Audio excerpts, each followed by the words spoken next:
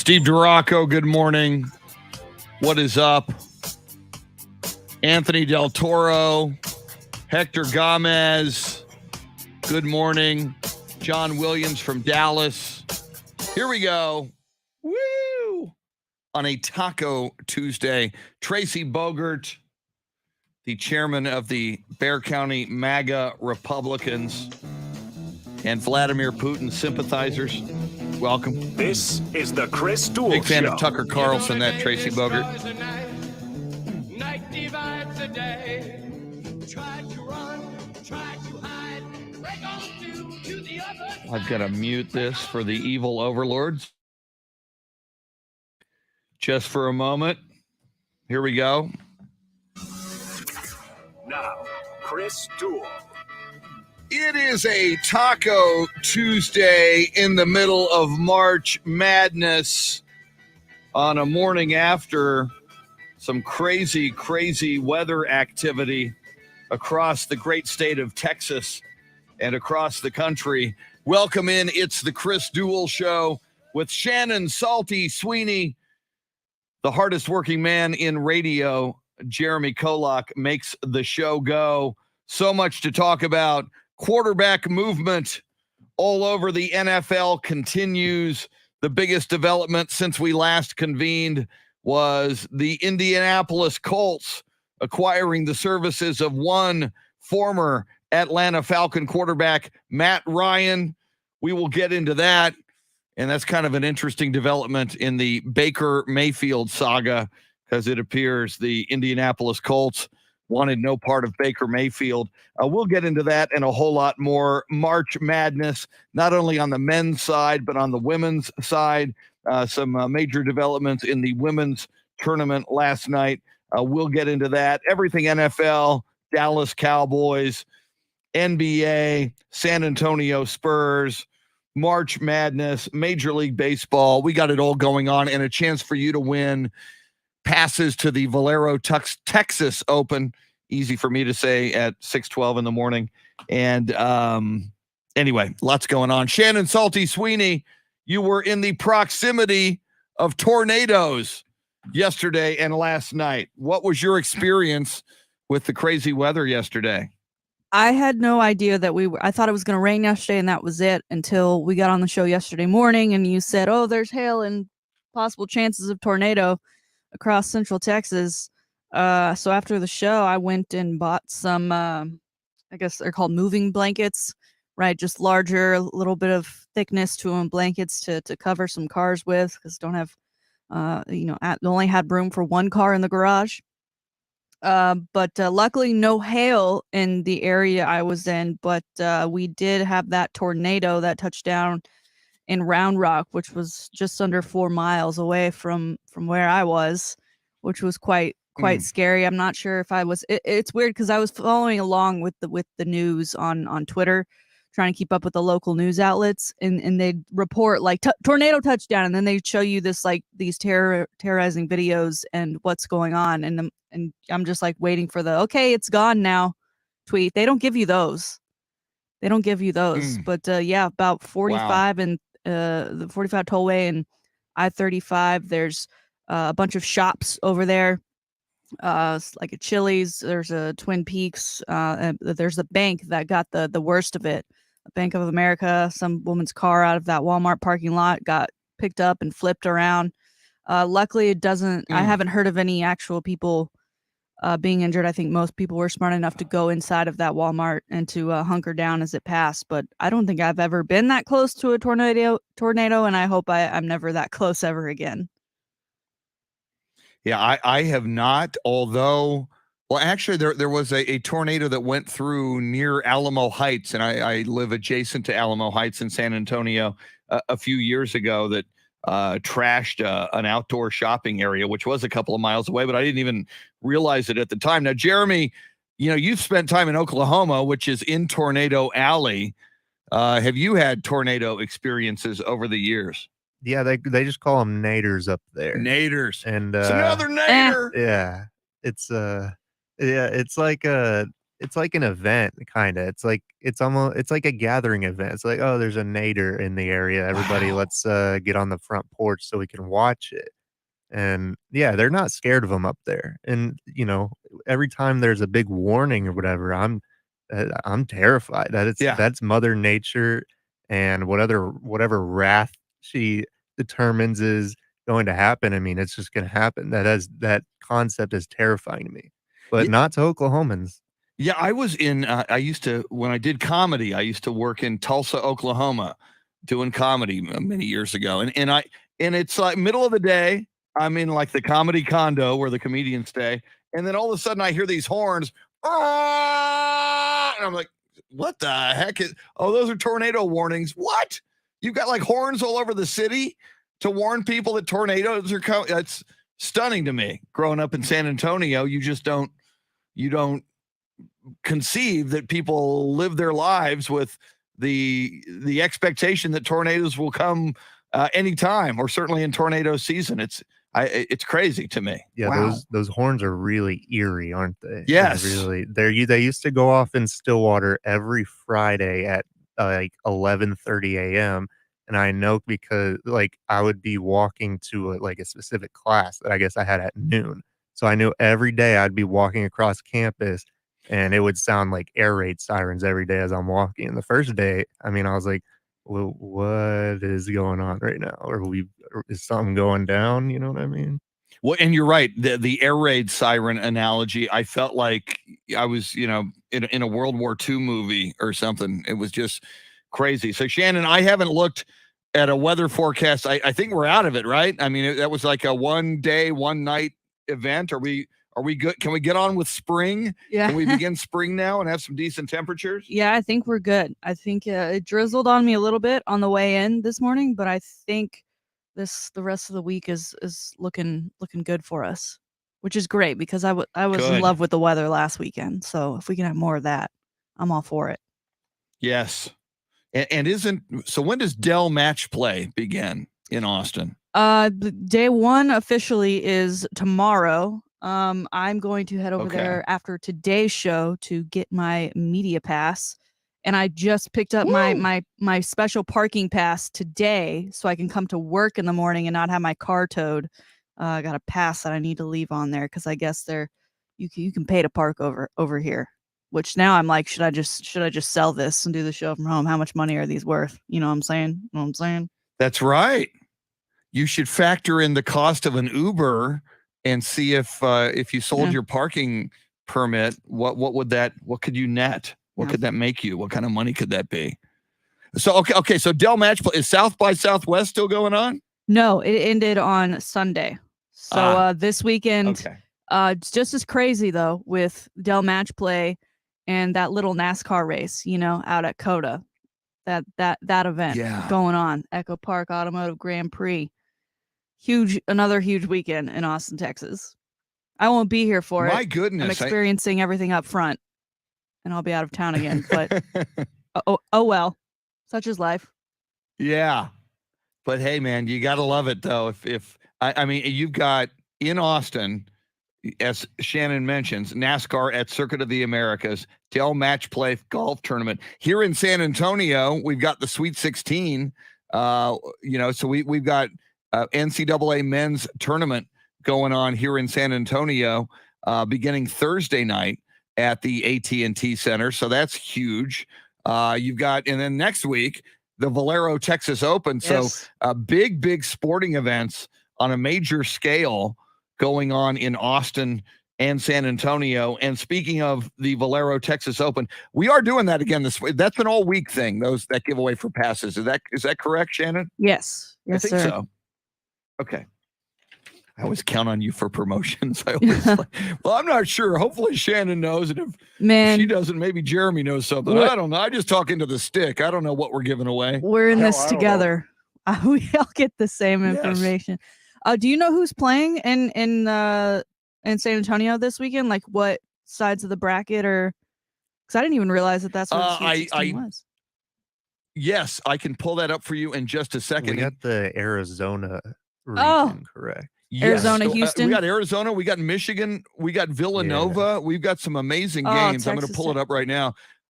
Oh, In that's fact, gonna I be might. incredible. Somebody just called me up. I might even have a shot at some tickets to get out there You to gotta go to the that. AT&T Center. So yeah, starting on Thursday night, the early game at 6:29 p.m. at the AT&T Center will be Villanova versus Michigan. Villanova, the 2 seed, Michigan, the 11 seed, and of course, Michigan. You've got the the head coach there with all the problems, getting ejected, getting into the scuffle.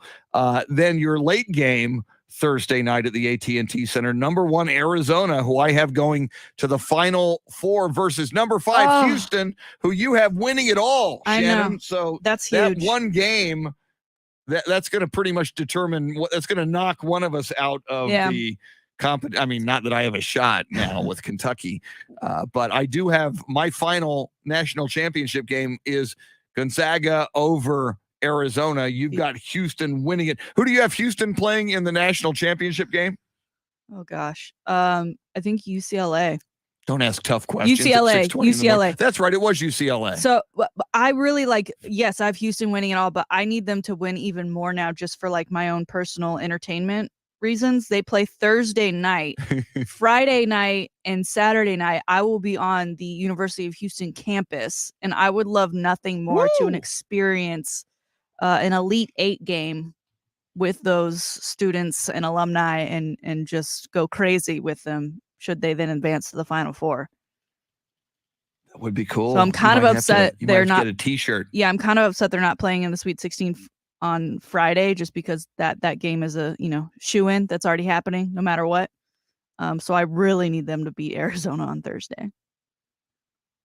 That whole lineup on Thursday, the games in San Antonio we mentioned, the other 2 games are at the Chase Center in San Francisco, and they're very good as well. That's the West region playing at the Chase Center. You've got Gonzaga versus Arkansas, a 1 seed versus a 4. And of course, Gonzaga is my pick to win it all. And not that I'm thrilled about that. I'm not a big Drew Timme fan, but it is what it is. And then your late game at the Chase Center in San Francisco on Thursday night, number 2 seed Duke versus Texas Tech. Either Coach K will advance and the dreams of the magical finish, the storybook finish, could Coach K, Mike Krzyzewski, win the darn thing and then just ride off into the sunset in early April? Or will the Texas Tech Red Raiders, and I see our good friend Wes Perkins on the live video feed, he's a Texas Tech Red Raider alum and a fanatic. If Texas Tech gets the win over Duke, Katie bar the door, then we have to start taking Texas Tech very, very seriously. So that whole lineup on Thursday, which will be the next day, we're got a few days off here before the Sweet 16, but in order, the games: Gonzaga versus Arkansas, then Villanova, Michigan in San Antonio, then Duke versus Texas Tech, then Arizona, Houston in San Antonio. Those are pretty darn good. That's going to be a lot of fun on Thursday night. We'll dive back into March Madness talk, but Shannon, got to get your reaction. It was the big sports story of the day yesterday. The Indianapolis Colts, in need of a quarterback after they let Carson Wentz go. They get Matty Ice, Matt Ryan, longtime quarterback of the Atlanta Falcons.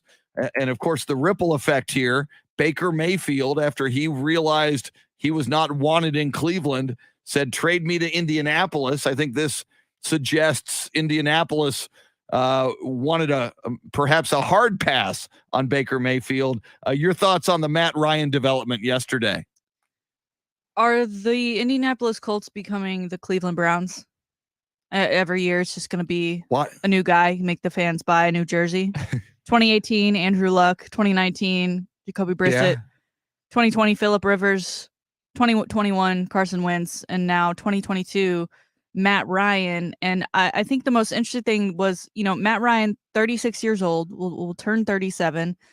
He's obviously won, he's an MVP. He's been to a Super Bowl.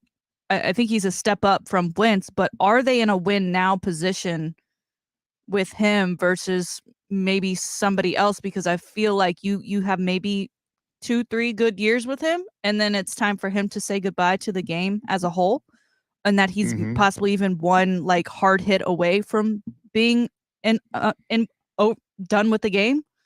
So I just don't like. This feels like they're in a position that they think that they can win now, and I don't know how I feel about that, especially given the rest of the AFC just in general. But good for him. I mean, he was there. I mean, I didn't realize he was in Atlanta for as long as 2008 was his first season. He's been a staple there for some time, and now that job's open down there. So the QB carousel continues. It sure does. But that Colts, again, I watched them closely on the in-season Hard Knocks. Certainly on that offense, they've got arguably maybe now the best running back in football in Jonathan Taylor.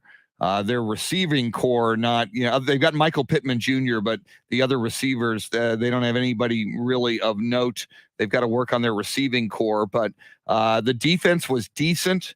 And again, they would have been a playoff team if Carson Wentz could have led them to one win in their final 2 games.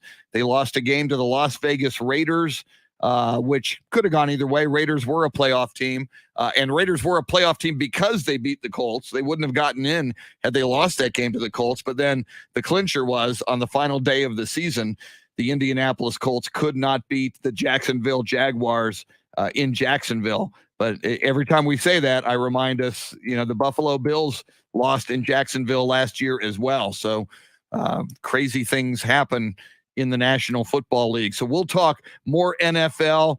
We now have at Atlanta, they signed Marcus Mariota. Last time he was in Tennessee, his offensive coordinator was Arthur Smith. Now Arthur Smith, the head coach at Atlanta. So he's got a history with Marcus Mariota. And the New Orleans Saints yesterday signed Jameis Winston to a 2-year, $21 million guaranteed contract. So Jameis gets some new life in New Orleans. So lots to talk about in the National Football League, and we will.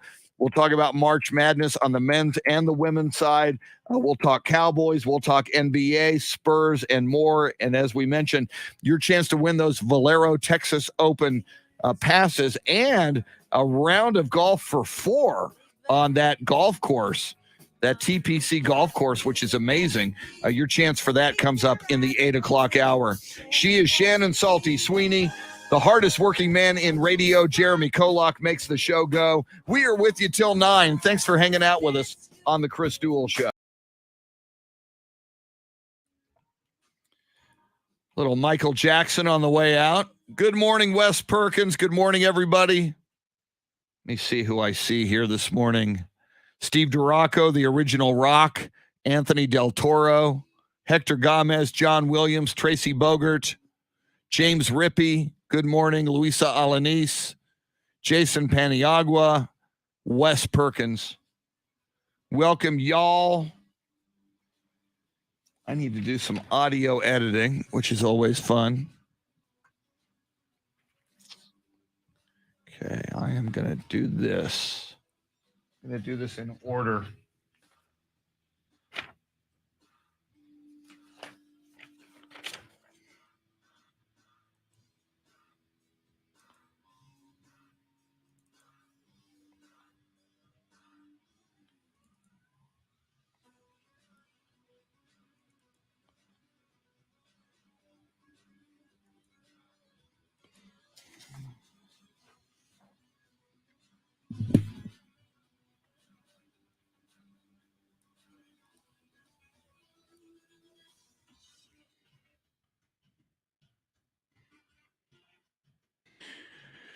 Tracy Bogert, Julian Edelman training with Tom Brady. I got to check that story out.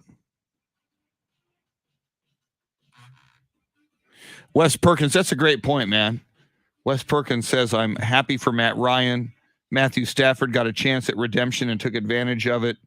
Matt Ryan will get that shot. Yeah, I think the Colts can be a very good team. See something here. I'm going to do that. How does this end? Where's my generative restorative real pain relief? 593-4303. QC Kinetics. I can do that. Okay. Let's do that.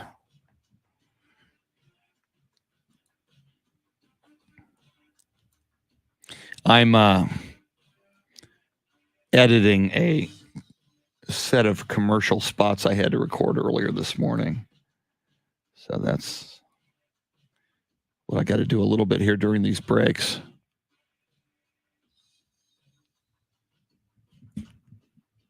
Tracy Bogert, man, you are all over the stories this morning. Thanks for the links. I'll go check those out here in a sec. Let me see if I've got. Do you have chronic joint pain like in your knees and hip? Whoops.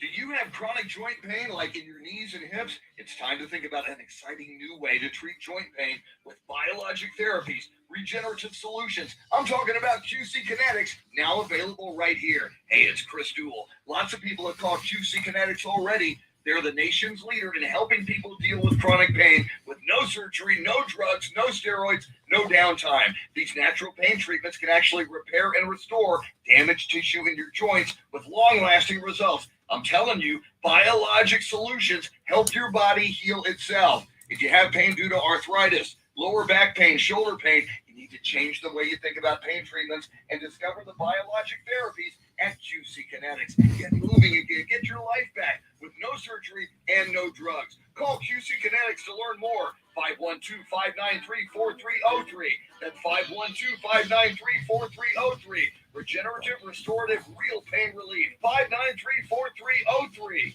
QC Kinetics. Yeah, I can cut that a little bit.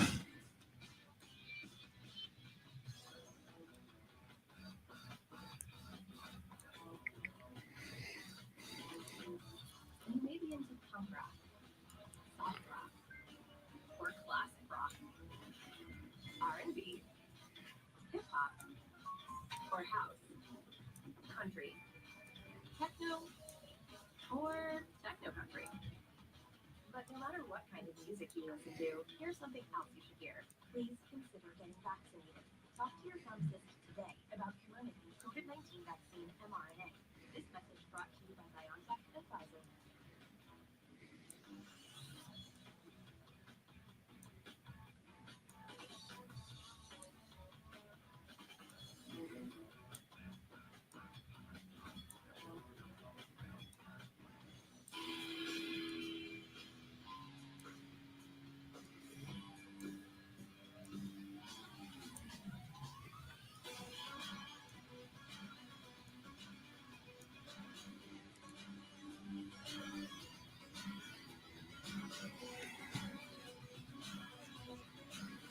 Okay, so this is.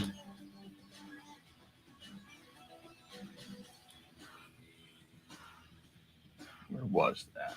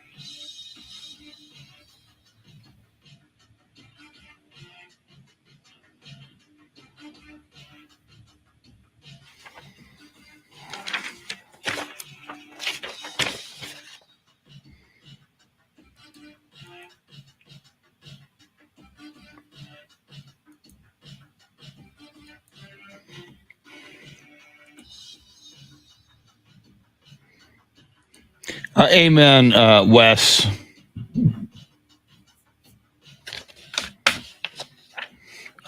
Prayers for those cities.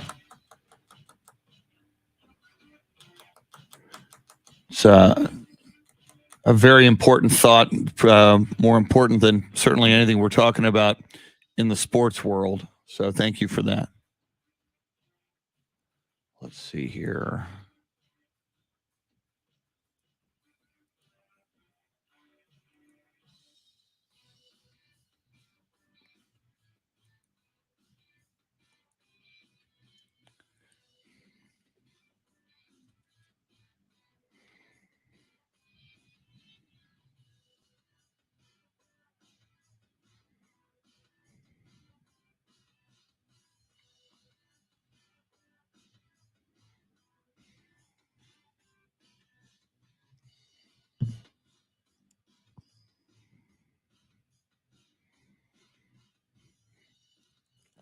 Man, Tracy Bogert, you are all over it, man. I'm clicking on some of your links here.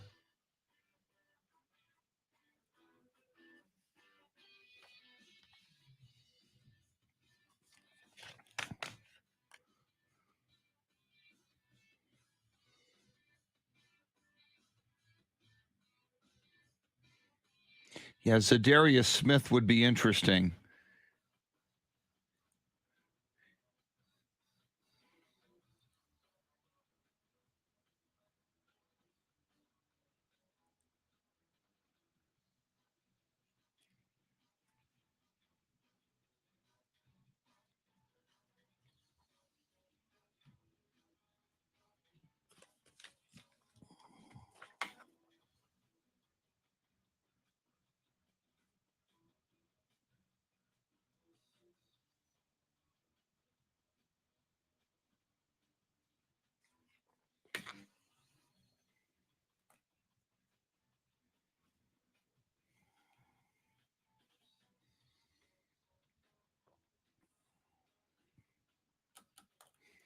I watched good morning, Beth Settle. Welcome in. I watched the first half of Winning Time, episode 3.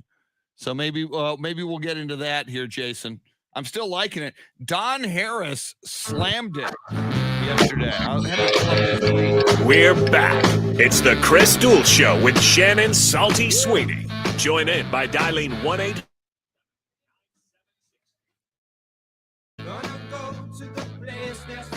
Excellent tunage. Spirit in the Sky, welcome in.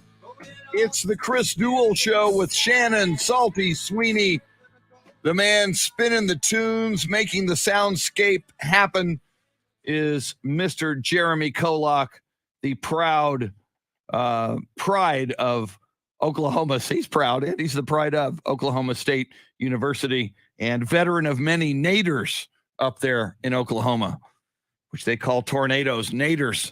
And I saw Wes Perkins said this on our live video feed, and we certainly echo his sentiments. Prayers up for so many cities and communities across Texas and Central Texas this morning and across the country who faced either tornadoes or severe storm damage overnight and yesterday. It was rough for a lot of people.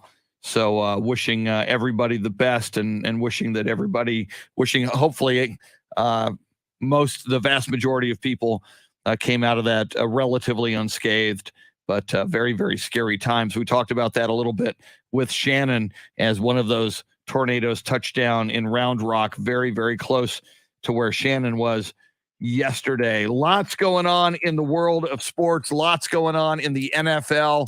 Of course, we'll talk March Madness on the men's side and the women's side. We already did that a little bit, but we'll certainly do more of that. Want to remind you a couple of things. We are going to give you a shot at those Valero Texas Open passes for 4 and also a round of golf for 4. We're going to do that just after 8 o'clock. You're going to get a keyword. You take that keyword to either or both websites, am1300thezone.com and ticket760.com for your chance to win. Speaking of those radio stations, the live video feed on the Facebook pages of either one of the radio stations. You can find us also on their Twitter pages and via YouTube and on the free iHeartRadio app. Not only can you hear us crystal clear, but we've been telling you now there's a microphone button at the bottom of the screen as you listen to us on your smartphone, and you can click on that microphone button and record and send us a message instantly, which is way cool. And we tend to play those on the air. And at the same time, if you want to just dial us up and talk sports the old-fashioned way, we're up for that as well. Phone number 800-707-9760, 800-707-9760. Right now, it is time for the high five play of the day. We do this every morning at this time. We like to deliver high fives to those who are most deserving of a high five. And the high five play of the day is appropriately sponsored by High Five, 2 locations in the Austin area. So much to do at High Five, from great drinks to great games you can play to big screen TV, sports everywhere. Shannon, tell the people what they will find when they step into a High Five, especially on a Taco Tuesday. Yes, step into a High Five on a Taco Tuesday and find $2 tacos as well as $2 rounds of laser tag at that Lakeway location. Chris, I think the last time I ran was when I played laser tag at High Five, and it was the first time I had run in a very long time. It's double decker. I only played 1 round. I sweat so hard, but it was worth it because out of 5 people, I got 3rd place. So I did a pretty okay job, but it's a lot of fun. So much to do at either of the High Five locations in Austin, one out there in Lakeway, one on Central Austin on Anderson Lane. Chris, today's High Five goes to, I think, one of the favorite athletes, because no drama from this man ever. People just generally like him, even though they can't always recognize him, and we love when he tweets about those moments. One Mr. Tony Hawk. We talked a few weeks ago. He's got a new HBO movie documentary style film coming out next month, and on the eve of that trailer dropping, he broke his femur. Broke his leg while skating, doing the half pipe. And skating is considered an extreme sport, right? And so injuries are very, very common. He's had plenty throughout his career, but this was his first complete leg break. And you think, is he ever going to be able to skate again, much less walk normally? Well, a few days ago, we got video of him walking, but now we have video of him skating 2 weeks after breaking that femur. Jason Ellis, a buddy of his, says falling down, feeling like you can't do it anymore. Look at this guy, Tony Hawk, 2 weeks after a broken leg. Never give up, people, ever. This is an inspiration to the highest level. Tony Hawk in the video, skating around on his skateboard. He's not doing any tricks yet, but he's on the board, both feet, and he's back on that half pipe where he just broke his leg, and even points to the spot and said, that right there is where I fell. And I think that alone is motivation enough. Tony Hawk has an event coming up May 12th through the 15th in Vegas. If anyone's interested, it is Tony Hawk Weekend Jam, where there will be skate competitions as well as live music. And he says he's just hoping that he can be good enough to perform a little bit, skate around, do some tricks. He said even if he has to pull out some tricks from the 80s, he's hoping he can do that for fans that have paid to come out and watch him and so many others skate. Tony Hawk, 53 years old, still doing the most and providing inspiration to all of us each and every day. Just a great follow on Twitter. So a super high five to Tony Hawk as he continues to battle back from that broken femur. Very, very cool. And as you mentioned, drama-free Tony Hawk. He is like the anti-Baker Mayfield of skateboarding. When you just said, Shannon, that Tony Hawk is 53, I mean, in my mind, he's always like, Tony Hawk, skateboard dude. I mean, I would have, if you would have asked me, how old do you think Tony Hawk is? I might have said 33. Yeah, he's done age. He looks very youthful as well. I mean, my goodness, I can't believe he's 53 years old. Yeah. That's crazy. Now, his original goal when he first broke this leg was to obviously be able to walk. And more specifically, walk across the stage, because he is presenting this weekend. Sunday night are the Oscars, and he has been named a presenter. He also says if being in every Jackass movie Police Academy 4, Sharknado 5 doesn't qualify me to present at the Oscars, then your taste in movies needs readjusting. And then he said, by the way, I'm presenting. Very cool. Good for him. And it is kind of interesting. You know, you had Tony Hawk. Obviously, he is the most prolific skateboarder ever. So he's you know, the Tiger Woods of that sport. And then, of course, you had Tiger Woods in golf, both of whom had just catastrophic injuries. Of course, Tiger Woods in the car accident, and both of them on the road to recovery, both of them targeting, you know, coming back and doing what they do, whether it's skateboarding for Tony Hawk or golf for Tiger Woods, doing it at a very high level. That's very, very good to see. That's cool. I'm happy to see that.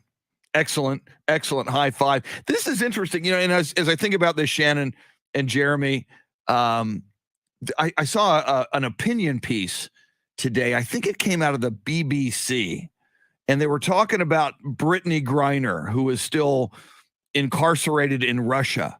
And the person writing this said, you know, she's arguably the best player in the WNBA. And as I've said, if you don't believe that, okay, you know, you might go Sue Bird, you might name some other players. All right, she's easily top 5 best player in the WNBA. This opinion piece that I read this morning said, if this was like the best player in the NBA, or one of the best players in the NBA or any sport, one of the best players in the NFL, one of the best players in Major League Baseball, what if it was Tony Hawk or Tiger Woods incarcerated against their will in Russia?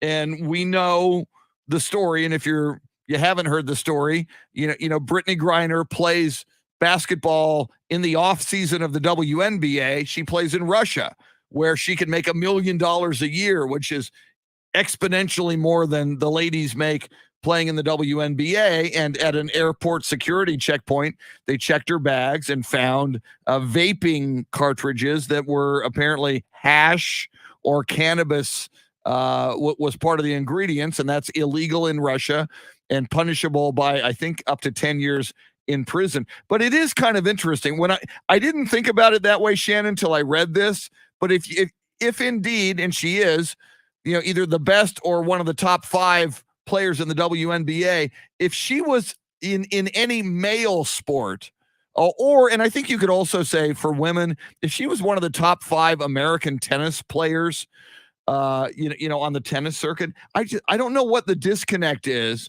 Why more people? The point was, this would be a front page story. This would be a top story on every sports blog, on every sports page, and on every broadcast every day. And it hasn't been. It's kind of gone away. And it's almost like sports consumers have kind of moved on a little bit from the Brittany Griner story. Why do you think that is, Shannon?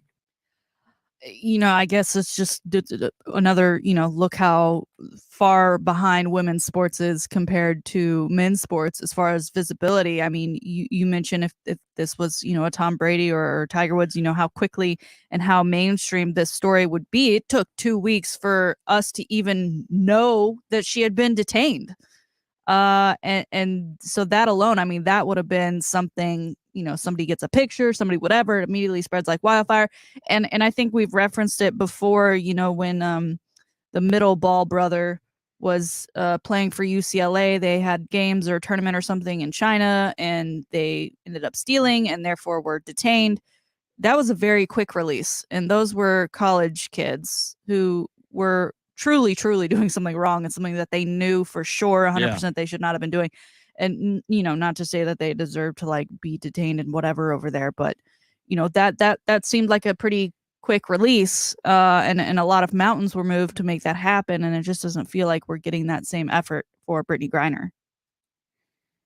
Yeah, we're going to continue to keep an eye on that story. And it is, I just do find it very interesting that it is not being reported on. And I realize there's, you know, not a whole lot of new news to report, but I'm just, again, I just compare it to in almost any other sport that we talk about, a number 1 player or a top 5 player.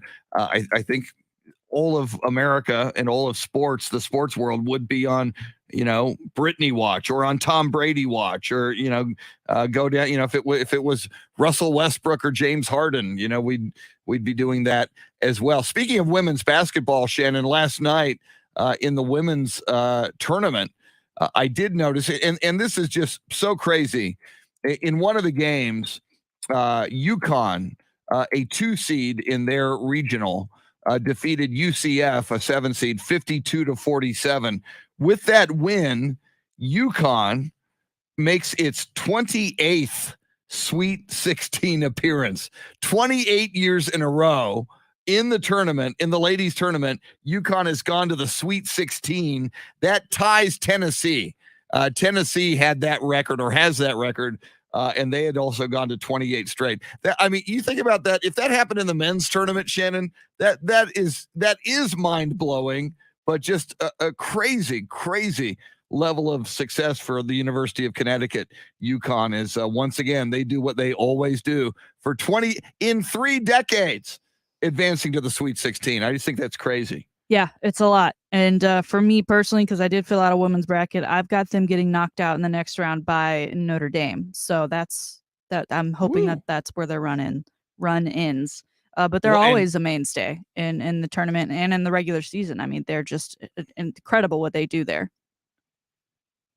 Speaking of Notre Dame, if you think Notre Dame's going to knock off UConn, they kind of gave you an inkling of that last night. The 5 seed Notre Dame in the ladies tournament took on the 4 seed Oklahoma. Final score, Notre Dame 108, Oklahoma 64. Notre Dame beat Oklahoma, and Oklahoma was a higher seed. They were a 4 seed, Notre Dame the 5 seed. 108-64. That was an absolute beatdown. My God, you may be onto something with Notre Dame. I'm looking at all the other scores from last night. Nobody scoring even near triple digits, and Notre Dame scores 108 last night. Yeah, they shot really well from both, 2-point, 3-point. They pretty much played a near perfect game against Oklahoma, and I think the score shows it. Very, very cool. So we continue to keep an eye on the ladies and the men's tournament. As we mentioned, that men's regional coming to San Antonio beginning on Thursday night with some major marquee games. We will get into that. We got lots more to talk about. We now know where Al Michaels will be doing his play-by-play for the National Football League next season. We will jump into that. More reaction to the quarterback shuffle. I do want to get into the fact that the Indianapolis Colts took Matt Ryan, or acquired Matt Ryan yesterday from the Atlanta Falcons. What does this mean for Baker Mayfield? Is Baker Mayfield, who was the #1 overall draft pick just a few years ago, is he going to find himself a man in the National Football League without a starting gig in the National Football League? We will get into that, and more now, less landing spots for Jimmy Garoppolo of the San Francisco 49ers. Might the Niners hang on to Jimmy G for another year because all the spots are being taken as the Saints sign Jameis Winston. They extend Jameis Winston's contract yesterday. We will get into everything NFL, everything March Madness, NBA, Major League Baseball, and more. 7 o'clock hour will feature Shannon's Salty Shakedown. You can join us on the phone lines at any time, 800-707-9760. Jeremy takes us out to Spirit in the Sky. You got a sports update at the top of the hour. Then we are rocking the sports world with you coming right up. Don't go anywhere. You're listening to the Chris Duel Show.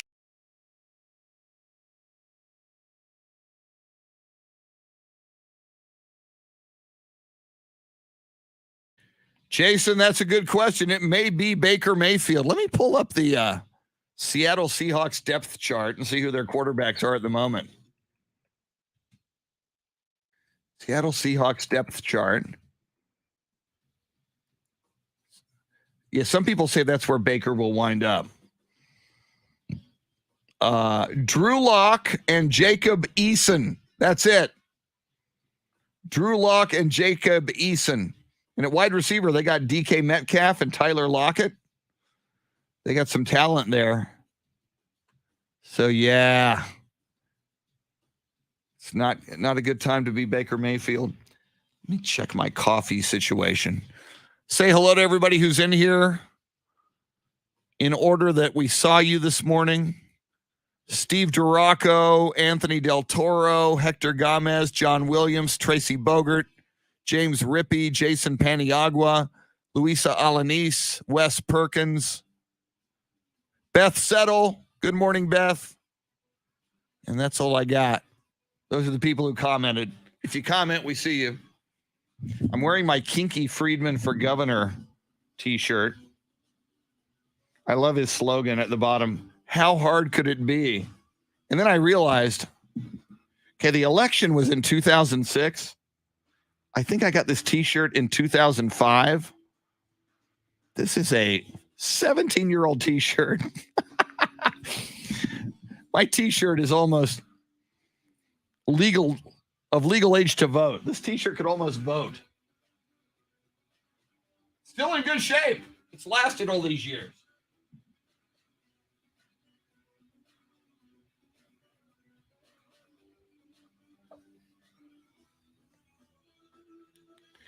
Good morning, Gail.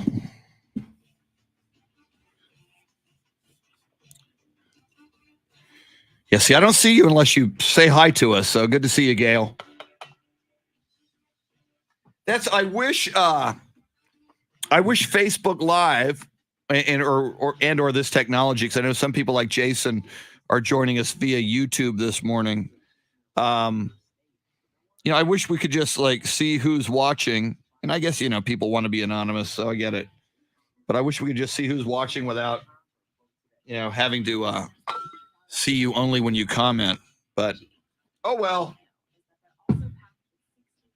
It still works. I need to edit another spot here. I recorded these commercials when I got in here. It was like the first thing I did at 5:15 in the morning. And when I do that, I tend to screw up occasionally. Imagine that. So I've got to edit out of these commercials my mistakes. And I know there's one here.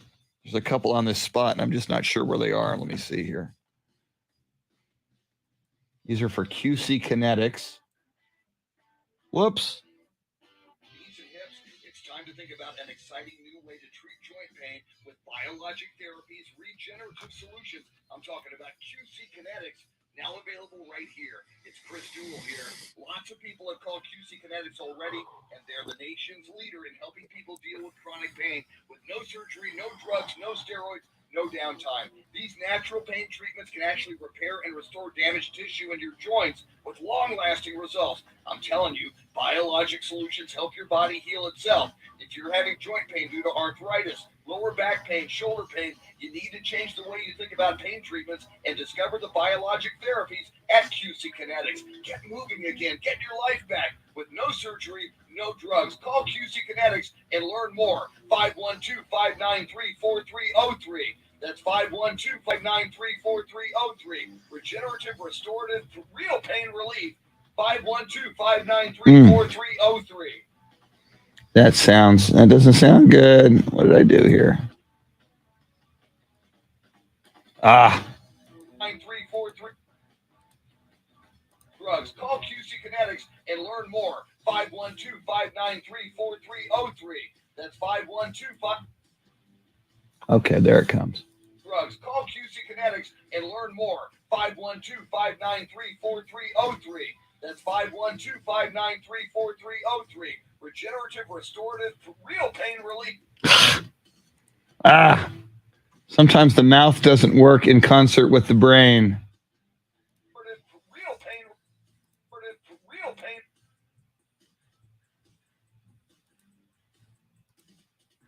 Restorative, real pain relief.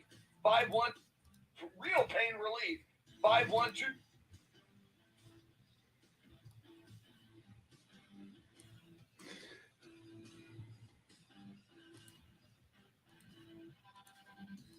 Restorative, real pain relief. 512.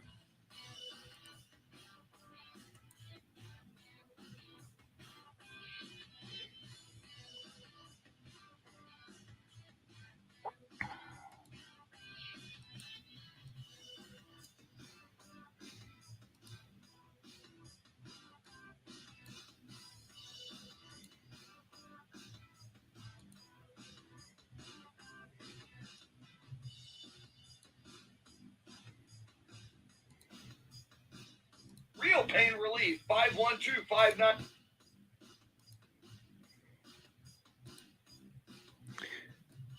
Good morning, Lucinda Sullivan.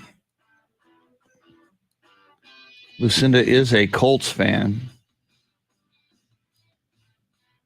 I think Matt Ryan is probably the best solution at quarterback. I know Baker Mayfield wanted to go there, but I think Matt Ryan's a better quarterback. Now, Baker Mayfield is much younger. You would have had Baker for more years, but we talked about this earlier in the 6 o'clock hour. If you want to win right now, you got maybe a good 2-year window with Matt Ryan. Let's see. All right, that's going to work.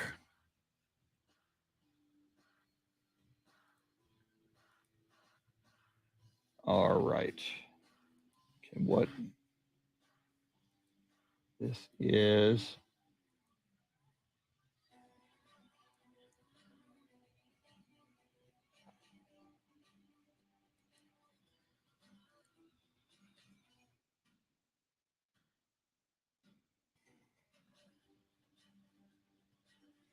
great. Okay.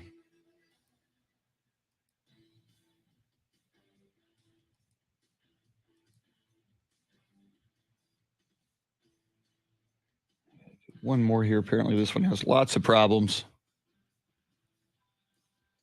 My God. This one's a minute 13. It's supposed to be a minute.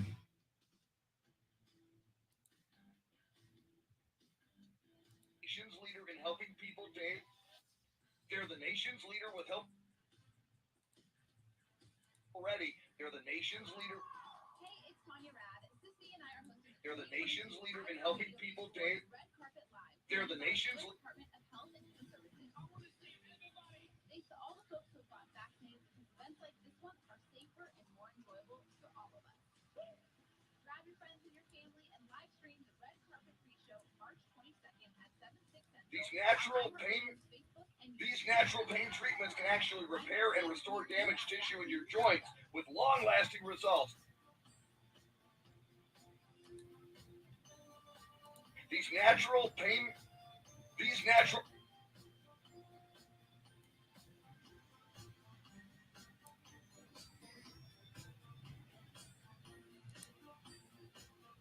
Steroids, no downtime. These natural pain treatments can actually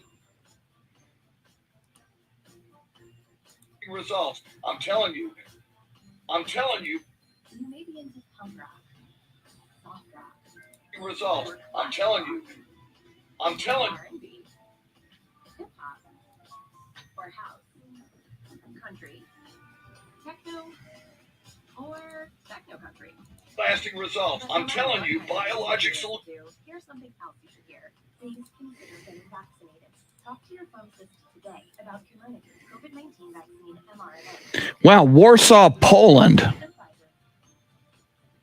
Marcin, welcome in, man.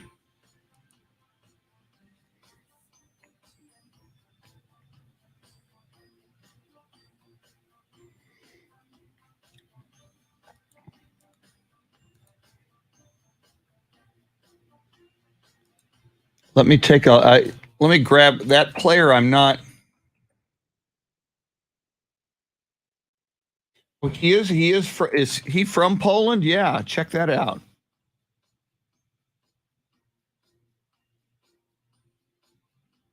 He is at Baylor.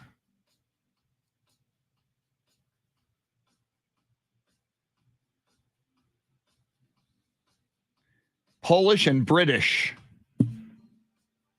Jeremy Sochan.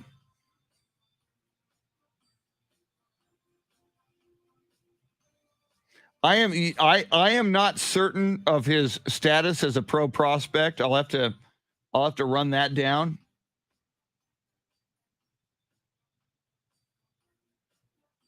And wow, he is only 18 years old. Sprained his ankle against TCU on January 8th and missed several games. He became the youngest player to ever play for Poland. He played on the Polish national basketball team, led Poland to an 88-81 win over Romania. My goodness. And you probably know all this. His mother was a Polish player who went to the United States to study. There she met his father. So I don't personally have a lot of information, but thank you for joining us from Warsaw, Poland. That is amazing. We will give you a shout out on the radio, and I will probably mispronounce your name. So forgive me on that. You're not the first. I mispronounce a lot of names. Here we go. You know,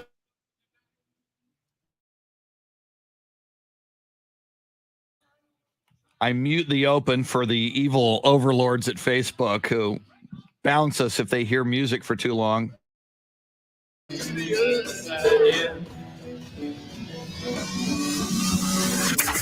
now, Chris Duel. It is a Taco Tuesday. There is so much going on in the world of sports. We are in the middle of March Madness. It's the Chris Duel Show with Shannon, Salty, Sweeney. Lots and lots going on, including just moments ago. And welcome in, everybody. We'll say hello to Shannon and Jeremy in just a sec here. And we all just noticed the live video feed. What's so cool is we have had people join us from all over the world on the live video feed.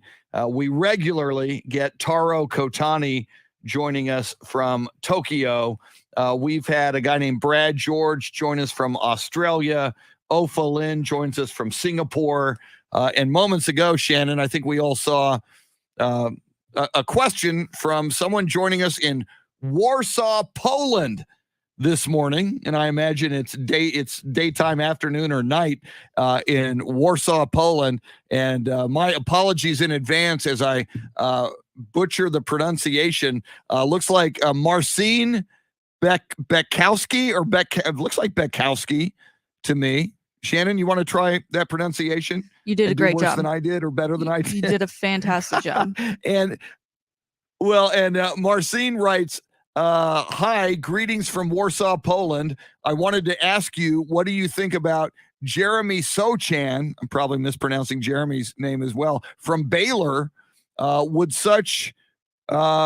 he fit our team? Do you think the Spurs might consider picking up that player?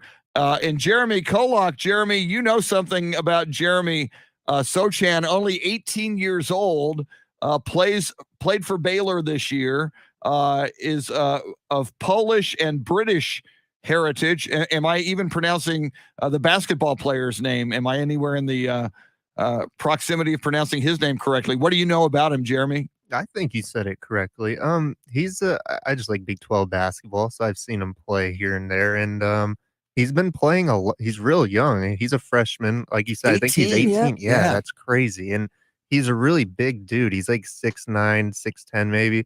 And he's been playing a lot recently for them. He's been a major contributor, and he played like 34 minutes the other night against UNC. So and yeah, he put up 15, 11, and 3. And this guy's he could have pro potential. I don't know. I haven't heard anything specifically. Mm-hmm. Obviously, he's really young, and he couldn't go after this season.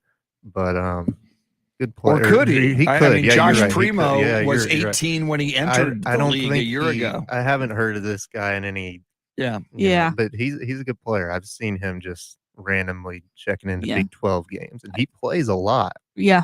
Baylor suffered a lot of injuries this season, and so he filled a great void, and has great stats, especially for a freshman, but we don't hear his name quite as much as maybe some others. I think playing for Baylor, that's a great team to play for. Obviously they won the whole thing last year. They competed in the tournament this year. I think for him, he'll grow his game so much more by sticking around, and eventually could be a great fit, I think, for the Spurs. I mean, the Spurs love them a solid big.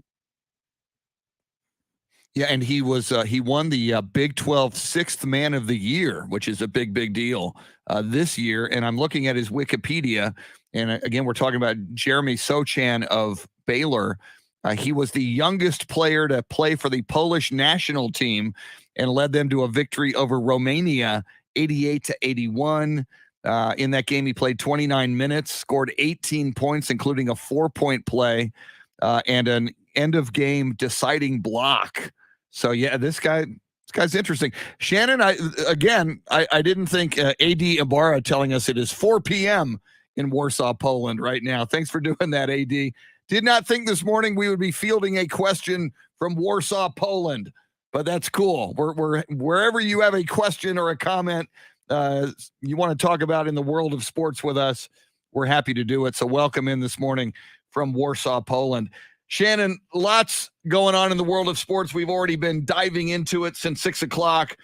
And of course, we talked about I think the biggest story in sports yesterday was Matt Ryan going to the Indianapolis Colts. I think he's a major upgrade, obviously, over Carson Wentz.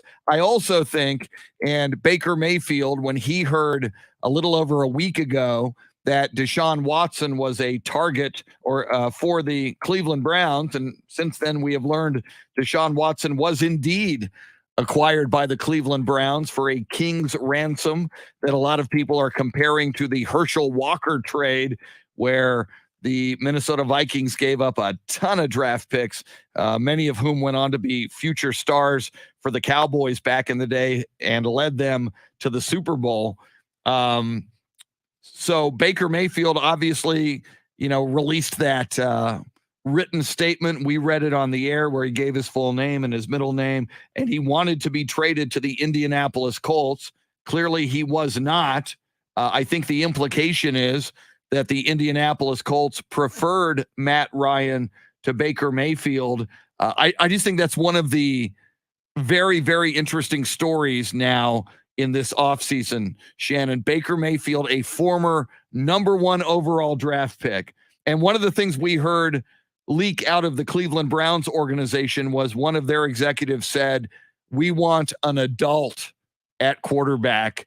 That Baker Mayfield, who apparently in the offseason lives in the Austin area, in our listening area, he can't be a happy camper right now. How do you think it feels to be Baker Mayfield right now, a former number 1 overall draft pick?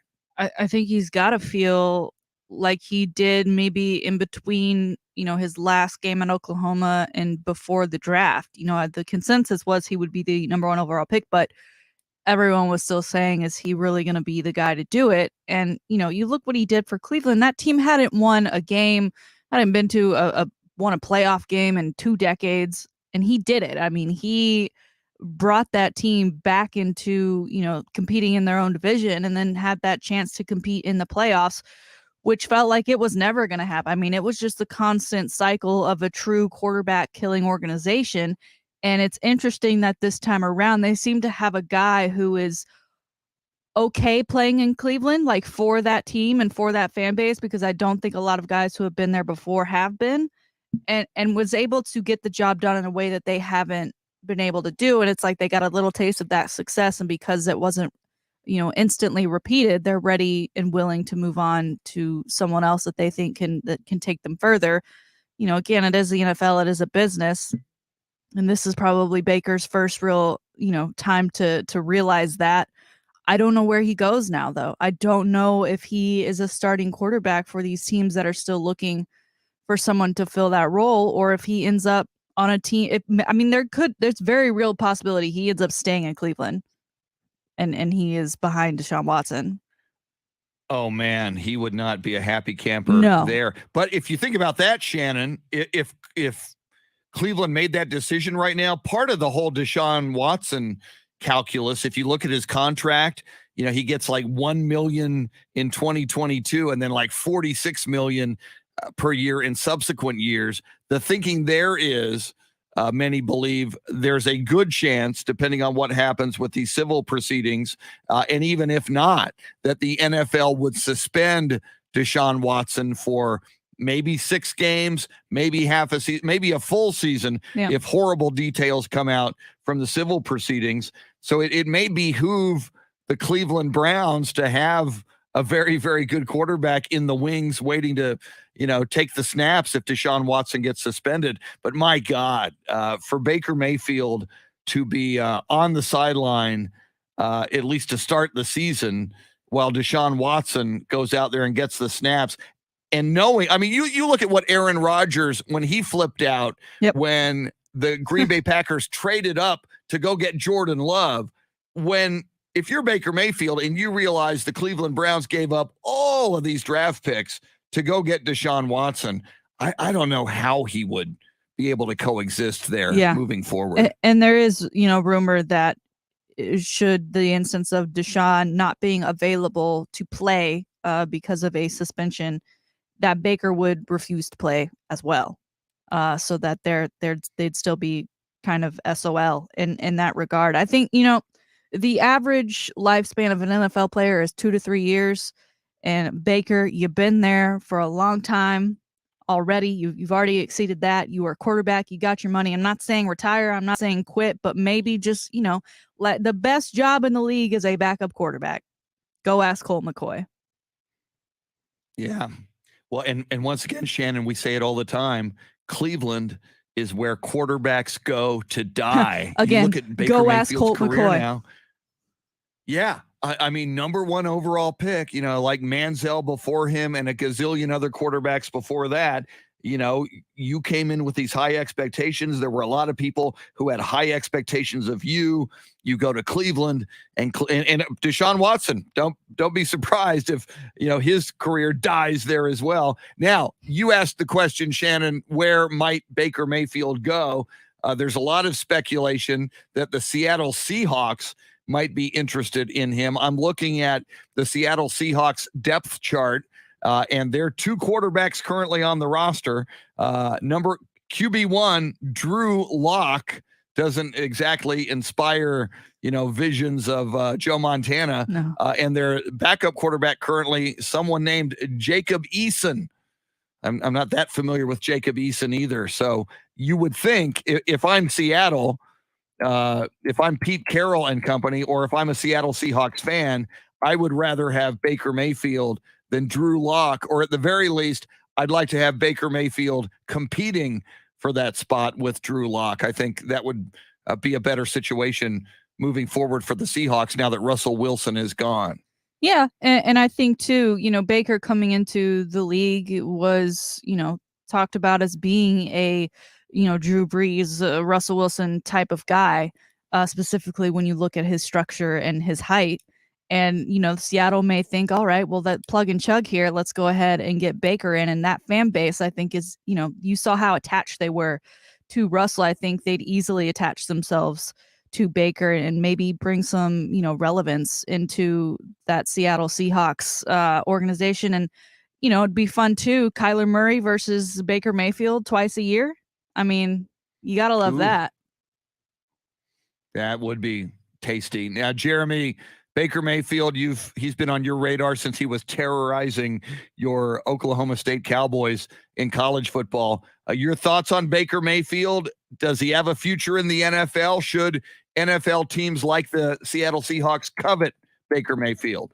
I'm glad y'all mentioned Kyler because I can't help but compare their careers, Baker Mayfield and Kyler Murray, because obviously this goes without saying, but Baker had Kyler on the bench. Kyler had to wait his turn, which it's Kyler Murray. It's the greatest high school football player in Texas State history. You know what I mean? So Baker Baker's going to have his Heisman season.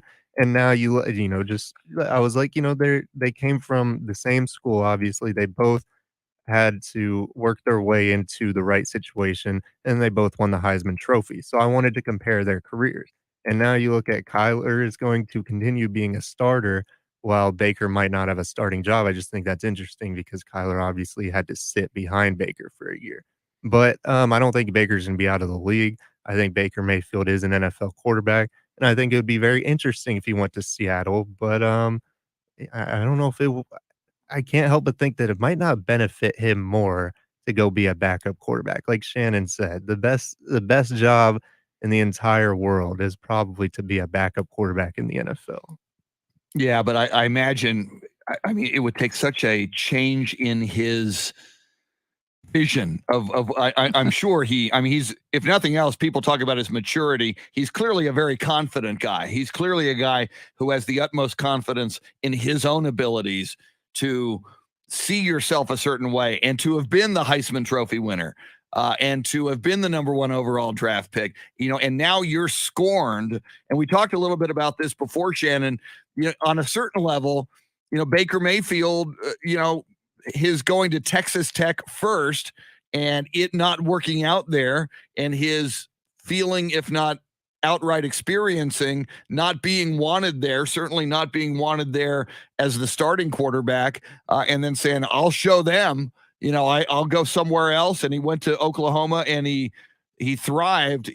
Maybe this is an opportunity for Baker Mayfield to reinvent himself. Yep. Clearly, I mean, you hear anybody talking about him, and I was listening to Colin Cowherd yesterday, and Colin has been all over Baker Mayfield on questioning his maturity from day one when Baker Mayfield was drafted into the NFL.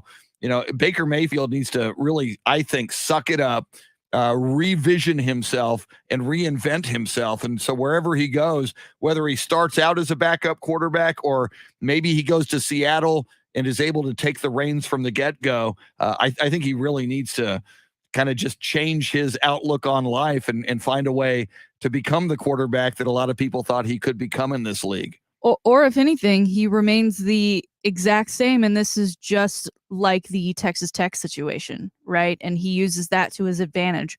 Look what happened when I was scorned here. I went to Oklahoma. I became that guy. When he was picked number 1 overall, that was the first time, like, okay, you keep talking about this chip on your shoulder. How do you still have that when you were the number 1 pick in the NFL draft? Now it's probably back and maybe bigger and deeper than ever. Use that to your advantage, but also use this current situation, as you say, as a bit of a tool to maybe adjust your DNA a little bit so that the next opportunity you get will be worth it. Take advantage of what Cleveland has done to you or you think they've done to you and show them. But you're going to have to be like a lot of people are saying, he's a man-child, right? He doesn't act like a professional. Be a professional. Have the chip on your shoulder, but be a professional. Amen to that. And interesting, we got an interesting comment on the live video feed. Shannon, you and Jeremy both said, being a backup quarterback in the NFL is a very, very good gig if you can get it. Neff Ozuna says, if you're a competitor, being a backup quarterback is not the greatest position in the world. That's an interesting comment. I mean, if you see yourself as a starting quarterback in the NFL, and certainly I think Baker Mayfield does, then yeah, he might want no part of being a backup quarterback. Baker Mayfield actually was the subject, or is the subject, of our poll question this morning. Shannon, I don't know if you have it up there in front of you. If you do, let us know what we're asking our listeners and viewers today on the poll question. Yeah, asking listeners, viewers, Ticket 760 AM 13 on the Zone over on Twitter. Where will Baker Mayfield play this season? Currently 44% saying they think he'll end up with the Seattle Seahawks, 33% saying the Carolina Panthers, just 7% saying the Houston Texans, and the rest of the votes going to other. Just real quick on Neff's comment, I think I get where he's coming from, but I think in the grand scope of things, the idea, okay, if you're a competitor, then being a backup isn't going to be, it's not going to fit the bill. You have to think of it bigger. You're in the NFL. You are already the cream of the crop. You are the best of the best. There are so many people from Pee-wee to high school that you just keep getting weeded out. College, Division I, whatever these middle leagues between now, the XFL, the USFL, whatever they may be, the Canadian League, the NFL. I think if you're a backup quarterback in the NFL, that doesn't take away anything about you maybe being a competitor, more of a competitor than the guy in front of you, because look at where you are compared to where so many others are, who have been able to say that they were at some point in their life a quote unquote quarterback. Yeah, it's, and as I think about backup quarterbacks in the NFL, Shannon, of course, Nick Foles, You do have opportunities, and Nick Foles is the ultimate example of a backup quarterback seizing the opportunity, going to the Super Bowl with the Philadelphia Eagles, the Philly special, beating Tom Brady and company. Speaking of Tom Brady, and I heard a few people mention this, not many, but what might be a good move for Baker Mayfield is go to the Tampa Bay Buccaneers, sit behind Tom Brady for a year. We know Tom Brady can't last. I mean, Father Time's going to get him eventually, and maybe this is the last year for Tom Brady. You talk about maturity and growing up and learning from the best for Baker Mayfield to be the understudy for Tom Brady. Plus, a la Nick Foles, Brady could get hurt. And then you would have that Tampa Bay Buccaneers team that Tom Brady would not have come out of retirement for if he didn't believe Tampa Bay was going to surround him with Super Bowl caliber talent. That might not be a bad landing spot for Baker Mayfield, and that would be, it's like, all right, I'll be a backup now, but the intention is I want to inherit the starting role. You could certainly maybe make that happen at Tampa Bay. I'm seeing Jason Paniagua says, speaking of backups, Garrett Gilbert is now a Las Vegas Raider. So there's that. Shannon, Garrett Gilbert still out there. He's a traveler. Being a quarterback in the National Football League. He's a traveler. Right. He is, yeah. But and again, he's got that great. And you know what? You're playing football. You're a quarter. As a backup quarterback, you're making more money than a lot of other position players in the NFL just because they pay quarterbacks so much. So, you're making, $1 million plus, and in many cases, multiple millions plus per year. That's a pretty good gig to get. A lot of NFL players find out there's not a lot of $1 million jobs waiting for you when you get out of the NFL. All right, coming up. Your highlight of the morning may very well be Shannon's Salty Shakedown. That is coming up in the very next segment. We've got this day in sports history, sports birthdays, and more. And we will get to Al Michaels, legendary NFL and multiple sports broadcaster Al Michaels. We now know where he will be doing what he does best, calling NFL games next season. We'll get into that. We've got updates on Urban Meyer, Jameis Winston. We've talked a little bit about that. Phil Mickelson, speaking of golf and talking about Dell match play and the Valero Texas Open, we've got some Phil Mickelson news. And I caught some of episode 3 of Winning Time, the rise of the Lakers dynasty. The three of us are very interested in it. And as we mentioned that show on HBO and HBO Max, Winning Time, about the Lakers, I did notice, and I'll have to pull it up, a tweet from Don Harris, the sports director at News 4 San Antonio, slamming Winning Time. He does not like it. We'll get into that, and I kind of like Winning Time. I'm enjoying it. We'll get into that and a whole lot more. Jeremy KOLOK is your Soundscape stylist. We are with you till 9. Thanks for hanging out with us on the Chris Duel Show.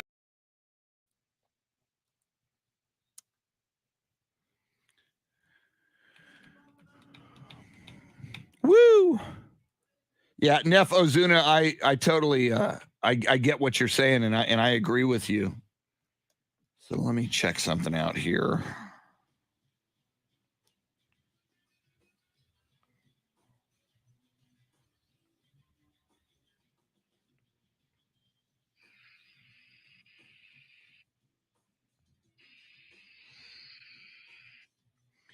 All right.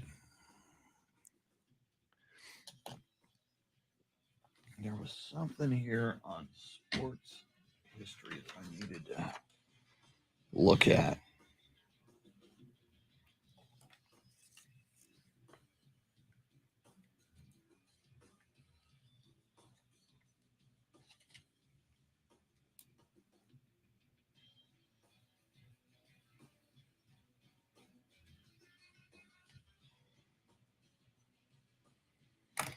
Okay.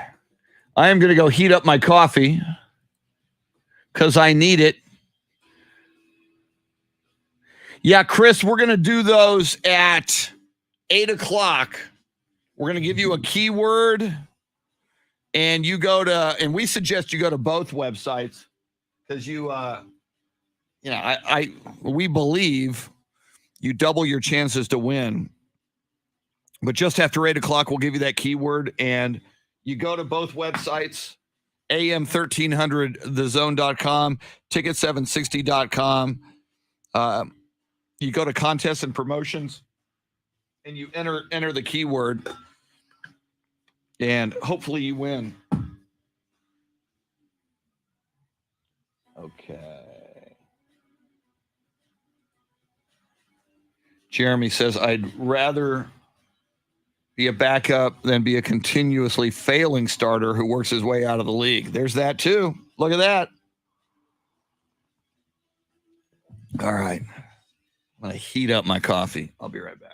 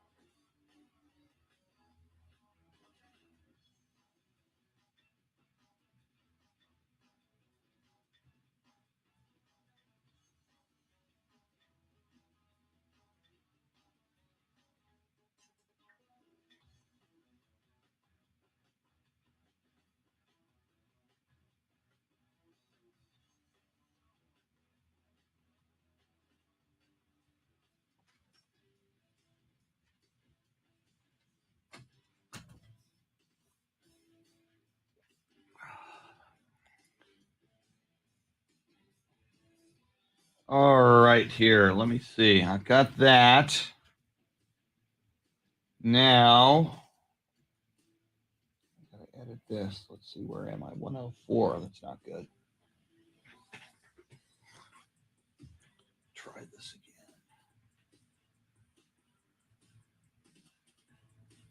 593-4303. That's 512-593-4303. Regenerative. The heck was that? Everyone knows that Nature Valley Crunchy Bars are, well, crunchy. What they don't know is that they're also packed with 16 grams of whole grains. Okay, that's 103. Let me see here. Something went wrong. Do you have chronic joint pain like in your knees and hips? It's time to think about an exciting new way to treat joint pain with biologic therapies, regenerative solutions. I'm talking about QC Kinetics, now available here. Hey, it's Chris Duel. Lots of people have called QC Kinetics already. They're the nation's leader with helping people deal with chronic pain with no surgery, no drugs, no steroids, no downtime. These natural pain treatments can actually repair and restore damaged tissue in your joints with long-lasting results. I'm telling you, biologic solutions help your body heal itself. If you have joint pain due to arthritis, lower back pain, shoulder pain, you need to change the way you think about pain treatments and discover the biologic therapies at QC Kinetics. Get moving again. Get your life back with no surgery and no drugs. Call QC Kinetics now to learn more. 512-593-4303. That's 512-593-4303. Regenerative, restorative, real pain relief. 593-4303. QC Kinetics.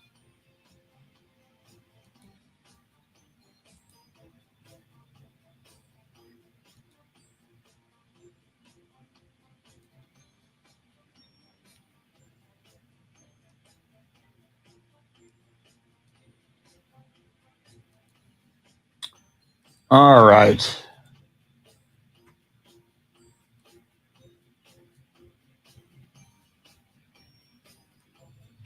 Coming up, Shannon's Salty Shakedown, sports history, sports birthdays. We are close.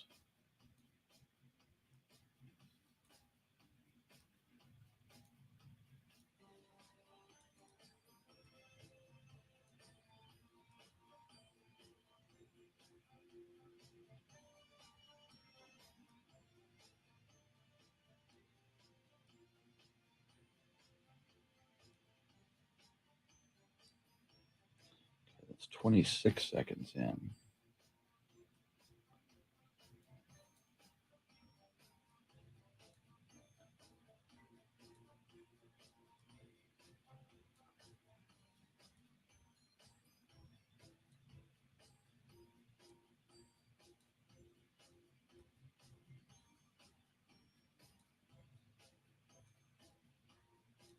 It's 39.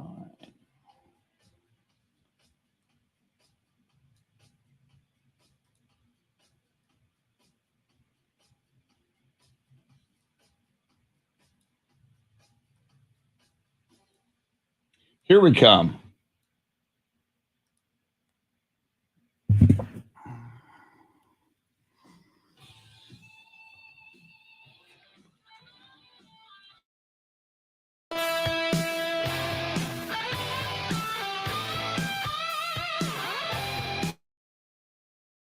Get back to the Chris Duel Show with Shannon Salty Sweeney. Find Chris and Salty on Twitter at Chris Duel, at Shannon B. Sweeney. Welcome. It's the Chris Duel Show with Shannon Salty Sweeney, the man cranking the tunes, making the entire broadcast go, Jeremy KOLOK, who would be just happy to be a backup quarterback in the National Football League. So, Baker, if you don't want that backup job, Jeremy KOLOK will happily take the backup position in the National Football League just once Colt McCoy gives it up. Lots coming up. We are talking all things NFL, lots of quarterback movement. We will get into the Al Michaels story. We now know where Al Michaels will be broadcasting next year. We've got more on Urban Meyer, more on Phil Mickelson. I watched, I got through half, something that came up. I got halfway through episode 3 of Winning Time, The Rise of the Lakers Dynasty. Shannon, did you complete episode 3 yesterday? I did. Beautiful. So we will get your full report. And I got a scathing tweet that I read from Don Harris, who I love, sports director at News 4 San Antonio. He really dislikes Winning Time. Jeremy, did you catch any of Winning Time yesterday? No. Wow, Jeremy is still 3 episodes behind. Yeah. That's okay.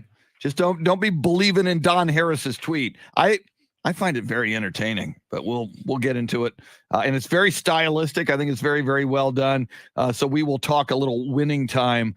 Lots of revelations involving the Lakers. Some maybe not necessarily completely accurate, and that's according to Don Harris, but we'll get into all that coming up. In a moment, Shannon's Salty Shakedown for a Taco Tuesday in the middle of March Madness. But first, how about some sports birthdays and this day in sports history? 1958, it was the 20th NCAA Men's Basketball Championship. Kentucky beat Seattle 84-72.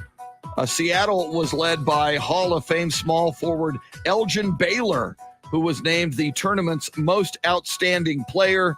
Elgin Baylor went on to have a career with the Los Angeles Lakers. On this day in 1969, it was the 31st NCAA Men's Basketball Championship. UCLA beat Purdue 92-72. It was the Bruins three-peat. They had won 3 in a row. John Wooden was their head coach, and Lou Alcindor was the most outstanding player for the 3rd consecutive year. Of course, we know Lou Alcindor would change his name to Kareem Abdul-Jabbar when he hit the NBA. In fact, 3 years later on this day in 1972, it's a good day for Kareem Abdul-Jabbar as he was named MVP of the NBA on this day in 1972. Lakers went on to win the title in 72. Actually, Kareem was with the Milwaukee Bucks at this time in 1972 before he went to the Lakers. On this day in 1989, NFL Commissioner Pete Rozelle announces his retirement as commissioner after 29 years. Pete Rozelle largely credited for ushering the NFL into the television era in the 1960s and 70s with an explosion of growth. On this day in 2011, Lawrence Taylor pleads guilty to misdemeanors of sexual misconduct and is sentenced to 6 years probation. That's your sports history. How about some sports birthdays? Born on this day in 1952, legendary sports broadcaster and talk show host Bob Costas was born in Queens, New York.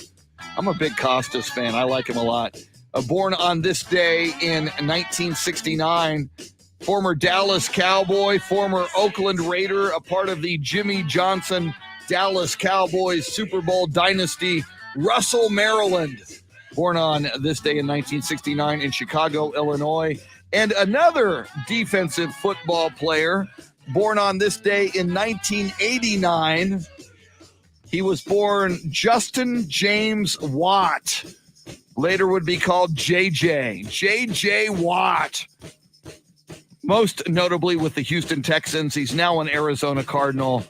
JJ Watt was born in Waukesha, Wisconsin. And of course, he went to Wisconsin in college. Happy birthday, JJ Watt, Russell Maryland, and Bob Costas. Those are your sports birthdays. That's your sports history. And now, ladies and gentlemen, boys and girls, friends, Romans, countrymen, farm animals, pole assassins, and monkeys, here it is. Time for your Taco Tuesday March Madness Salty Shakedown. Well, we know the Lakers are underachieving this season, but that hasn't stopped LeBron James from continuing to leave his mark on this league. And he continues to be on a scoring rampage. Last night, his Lakers were in town to take on his former team, the Cleveland Cavaliers, and the Lakers surprisingly got a win out of it. They won that one 131-120, and LeBron put down 38 points. Prior to the game, he dapped up his good buddy and friend Kevin Love. But during the game, 2 of his points came off of a dunk in which he posterized Kevin Love. And as a lot of people know, when you get posterized, that usually ends up on some sort of some sort of top 10 list, even career highlight reels. Well, LeBron apparently felt bad about posterizing Kevin Love, and therefore he was asked about it at the press conference, and this was his answer after the game. And to be completely honest, I hate having to be him. He's my guy, that's my brother, and I hope I'm still invited to the wedding. That's all.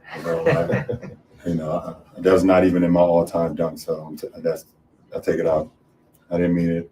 K-Love, I love you, and I take it back. I wish I could take those 2 points back, and we still win the game by 9. So. LeBron James apparently invited to Kevin Love's wedding, which I'm sure will take place this offseason. Kevin Love, they did have another interaction during the game in which on the sidelines, Kevin Love put LeBron James in a joking little headlock there for being posterized from his friend LeBron James. But Chris, I wanted to ask you this. You've heard LeBron's response. He seemed very real and genuine about, I wish I could take those 2 points back. I hate that it had to be him. The fact is he still did it during the game, but I think this goes again to where we are with players in the league. It's not the Michael Jordan era anymore. Michael Jordan could have cared less who he dunked against, and here LeBron James saying, I would give back those 2 points if I could. Your response to that, Chris Duel? I find it interesting. And again, I kind of prefer the Michael Jordan era where players didn't like each other when they played and on the court, and it's just a little too friendly. I was watching, the Spurs game the other night, and players after the game taking off their jersey and giving the other dude their jersey. I prefer bad blood. I loved it when the Chicago Bulls and the Detroit Pistons wanted to kill each other. But, maybe it's a happier, kinder, gentler NBA. I don't know. But anyway, LeBron James, a nice guy. LeBron James. Nice I guy, like, LeBron a lot of people James. don't like LeBron. I like LeBron. I'm on the record. I like LeBron. So does Pop. For me on the record, I like LeBron as a human being, but he's not my favorite basketball player. I'm a little tired of him. All right. He's becoming the Tom Brady of the NBA for me personally. Second, we're going to keep it in the NBA, or sort of, because this guy has not taken the floor all season long, and this is where I have issue. Zion Williamson, obviously a huge deal coming out of Duke, and one of the first big punches he made while landing in the NBA was that $13 million contract he signed with Jordan Brand. He also has deals with Gatorade and Mountain Dew, 2K Sports. He's got merch deals with Fanatics and Panini. So he's got plenty of money from there, but he's also got plenty of money from the league, Chris. And this year, by the end of the season, he will have made $10.7 million for his salary this year, having played 0 games, Chris. 0. And so I thought, okay, how many games has he played in all? So 2020 and 2021, that season, he played a total of 61 games, earned $10.2 million. So that came out to $167,000 a game. In the 1920 season, he earned $9.1 million, but only played 24 games, which earned him $379,000 a game. In total career earnings following this season, he will have made $30.1 million. That's just from his contract and does not include those millions from his endorsement deals. For 85 games played, coming to a total of $354,000 a game, Chris. Sir, I have just as many points as Zion Williamson this season, and I don't have $10 million. Do we see the issue I have here? Do we see where my issue is? Yeah. Can I be Zion Williamson? I can at least walk. Yeah. He can barely walk. You and Jeremy earlier said it's a good gig to be a backup quarterback in the NFL. It's a better gig to be Zion Williamson in the NBA. My goodness. And if you're New Orleans, I mean, can you get trade value for this guy? We don't know what he looks like yet as an NBA player. I know.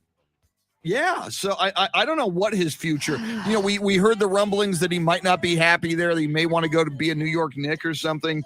But man, if you're the New Orleans Pelicans, you lost Anthony Davis. He walked away from you, and now Zion's never playing and hurt, and may want to walk away from you. So strange days in New Orleans with Zion. Yeah, and for those that don't recall, Zion broke his foot during the offseason. The team did not reveal it. He had surgery. They didn't say anything until they had to just prior to the season in September of 2021 because they realized he was not going to be ready for the start of the season. They hoped that he would. He finally got clearance to participate in basketball activities. He had some soreness, so he was back to rehabbing. And as of right now, he has officially been ruled out for the rest of the season. So again, $10.7 million. 0 games played, 0 points scored this season. Must be nice to be Zion Williams. I'll take a foot surgery or two to get that kind of cash to do absolutely nothing. Finally, today, we've been talking a lot about quarterbacks in the NFL, and obviously Deshaun Watson, a huge move from the Houston Texans to the Cleveland Browns. But Chris, he has yet to leave Houston because he was spotted at a concert for 2 Chainz, in which his girlfriend was apparently the opening act. So I did some digging because I'm like, who is this girl? What is her deal? Because she is attached to him and has been attached to him since 2019. So she's been with him through the ups and very low downs that he's had as of late regarding the civil suits that are currently filed against him, 22 to be exact. His girlfriend goes by Jilly.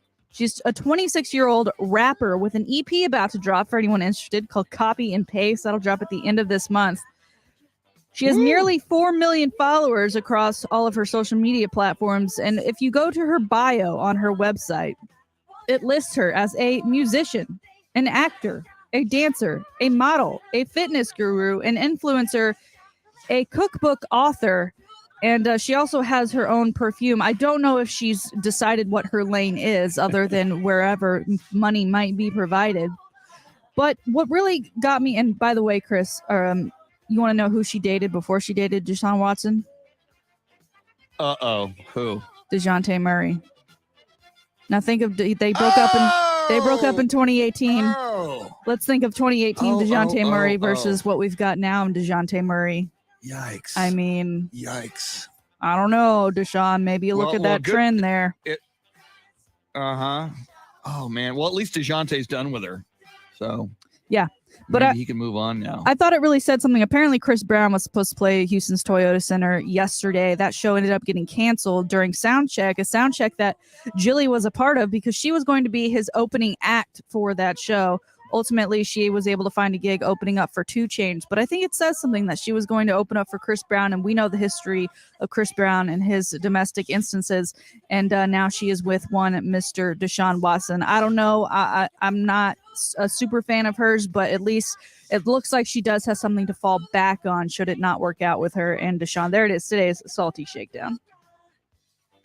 Outstanding Salty Shakedown as always. Back to Jilly again here.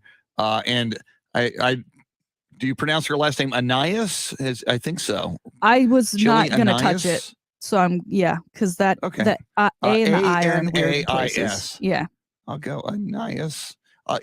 So on her website, she calls herself a fitness guru. Mm-hmm. She says, I am a fitness guru. Yep. See, list all these when things. other people call you when other people call you a guru, like we call Paul Alexander our football guru, yes. and I think it's accurate.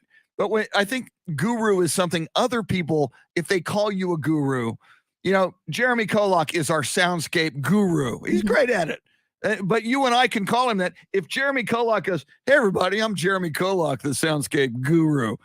When someone calls themselves a guru, I don't know. Right. Well, I'm a little... Well, and like right. being a guru to me means you are specific to that one thing. That is your thing that you do. Yes. And you do it better than anyone else. But she has also the musician, the actor, the dancer, the model, the influencer, the cookbook author, and the perfumist also a part of her resume. So I don't think that counts. You can't be a guru if you also do all those other things. You don't have time. You're not a real guru. Yeah. And I am very troubled by someone who, clearly she is there to latch on to high dollar professional athletes. As you mentioned, she was with DeJounte Murray first, and for whatever reason that didn't work out. So now she's going to go Deshaun Watson. And Shannon, if you're a woman, knowing what you know about Deshaun Watson, at least knowing about the allegations, if you're a self-respecting woman, do you want to go? Of all the men you could have a relationship with, do you want to go have a relationship with Deshaun Watson if it's not about the money? If it's not like, I want to hang out with this guy because he's got millions and millions of dollars. I mean, and I don't know how far back some of these accusations go, but they've been together since before they came out. And I'm sure a lot of those 22 accusations happened while they were together. So that would be he cheated on you how many times? Oh, yeah, that too. Have some respect, girlfriend. And she is probably willing to give up the self-respect if you got a lot of money. 230 million. Apparently. And 230 million reasons clearly, why. Yeah. Well, and apparently she's got her own money too. So, 4 million followers, the rap career, Chris Brown. My goodness. It'll be interesting if Jilly wants to hang out with Deshaun Watson in Cleveland. That's going to be a very, very interesting future, one way or another. We got a lot to get to. We will get to the Al Michaels announcement that we learned yesterday. We'll revisit the big stories in the NFL, March Madness, news on Urban Meyer and Phil Mickelson, and we will get into winning time. Not everybody likes winning time. I like it. Don Harris, we're going to have to get him on the show. I know this is early for Don because he works the night shift over at News 4 San Antonio doing the sports. But I'll pull his tweet up. He slammed winning time last night on Twitter.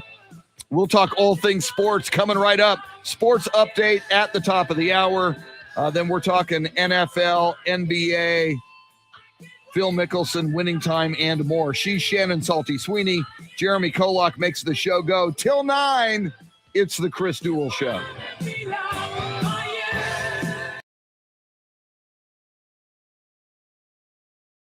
Good point, Anthony. That's like the only thing that was not on her list. Massage therapy. If she was a massage therapist, maybe Deshaun wouldn't have his issues. All right, let me see where I am on this. I'm good. Okay. I need to listen to this because it had issues. Here we go. Your knees and hips, it's time to think about an exciting new way to treat joint pain with biologic therapies, regenerative solutions. I'm talking about QC Kinetics, now available here. Hey, it's Chris Duel. Lots of people have called QC Kinetics already. They're the nation's leader with helping people deal with chronic pain with no surgery, no drugs, no steroids, no downtime. These natural pain treatments can actually repair and restore damaged tissue in your joints with long-lasting results. I'm telling you, biologic solutions help your body heal itself. If you have joint pain due to arthritis, lower back pain, shoulder pain, you need to change the way you think about pain treatments and discover the biologic therapies at QC Kinetics. Get moving again. Get your life back with no surgery and no drugs. Call QC Kinetics now to learn more. 512-593-4303. That's 512-593-4303. Regenerative, restorative, real pain relief. 593-4303. QC Kinetics. All right. Now, this is the third one.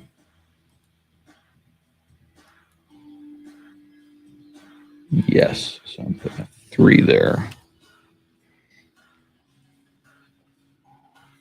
Okay, so that's that.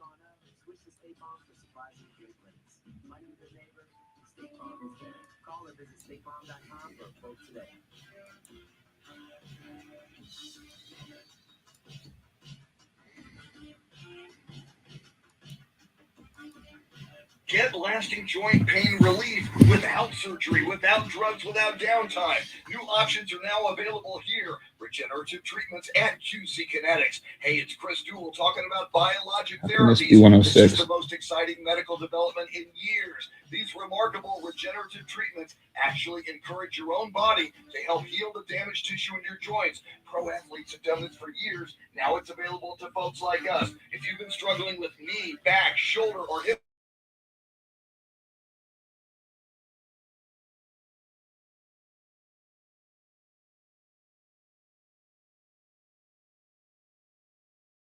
treatments for chronic joint pain with no drugs and no surgery.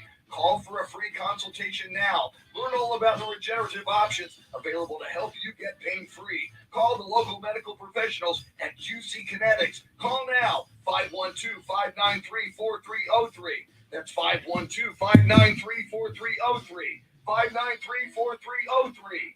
QC Kinetics. Okay, I got to get rid of that last part. Definitely.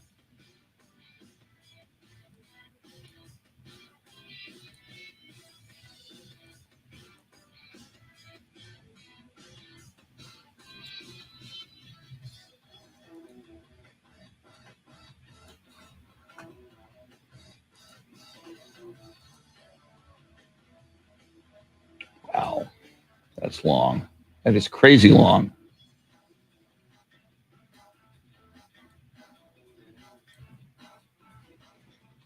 Okay, I got to do this real quick.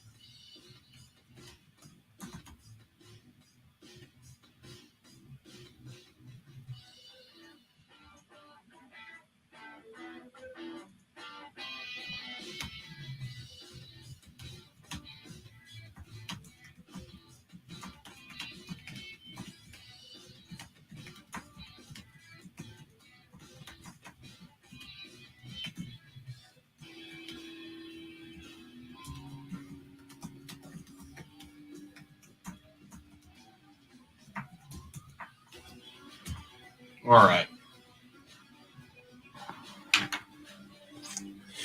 Now, back to this. I'm editing a commercial I recorded this morning. It's supposed to be 60 seconds, and it's 3 seconds too long. So I'm cutting breaths out. It really makes it sound like I'm talking 37 miles a second.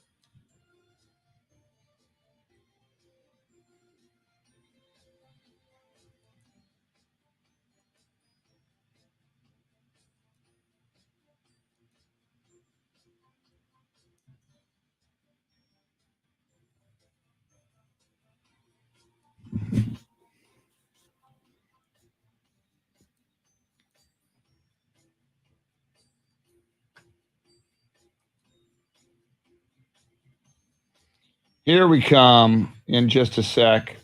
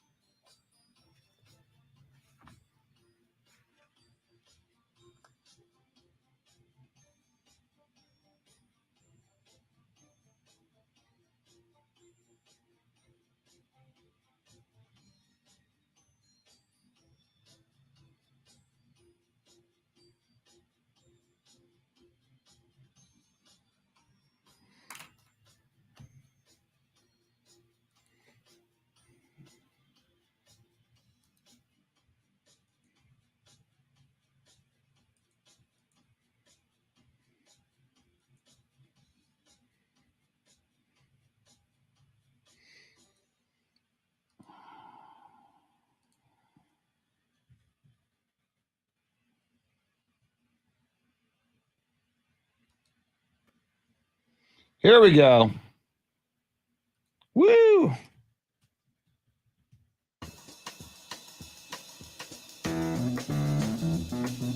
mute for a moment for our evil Facebook overlords. The Chris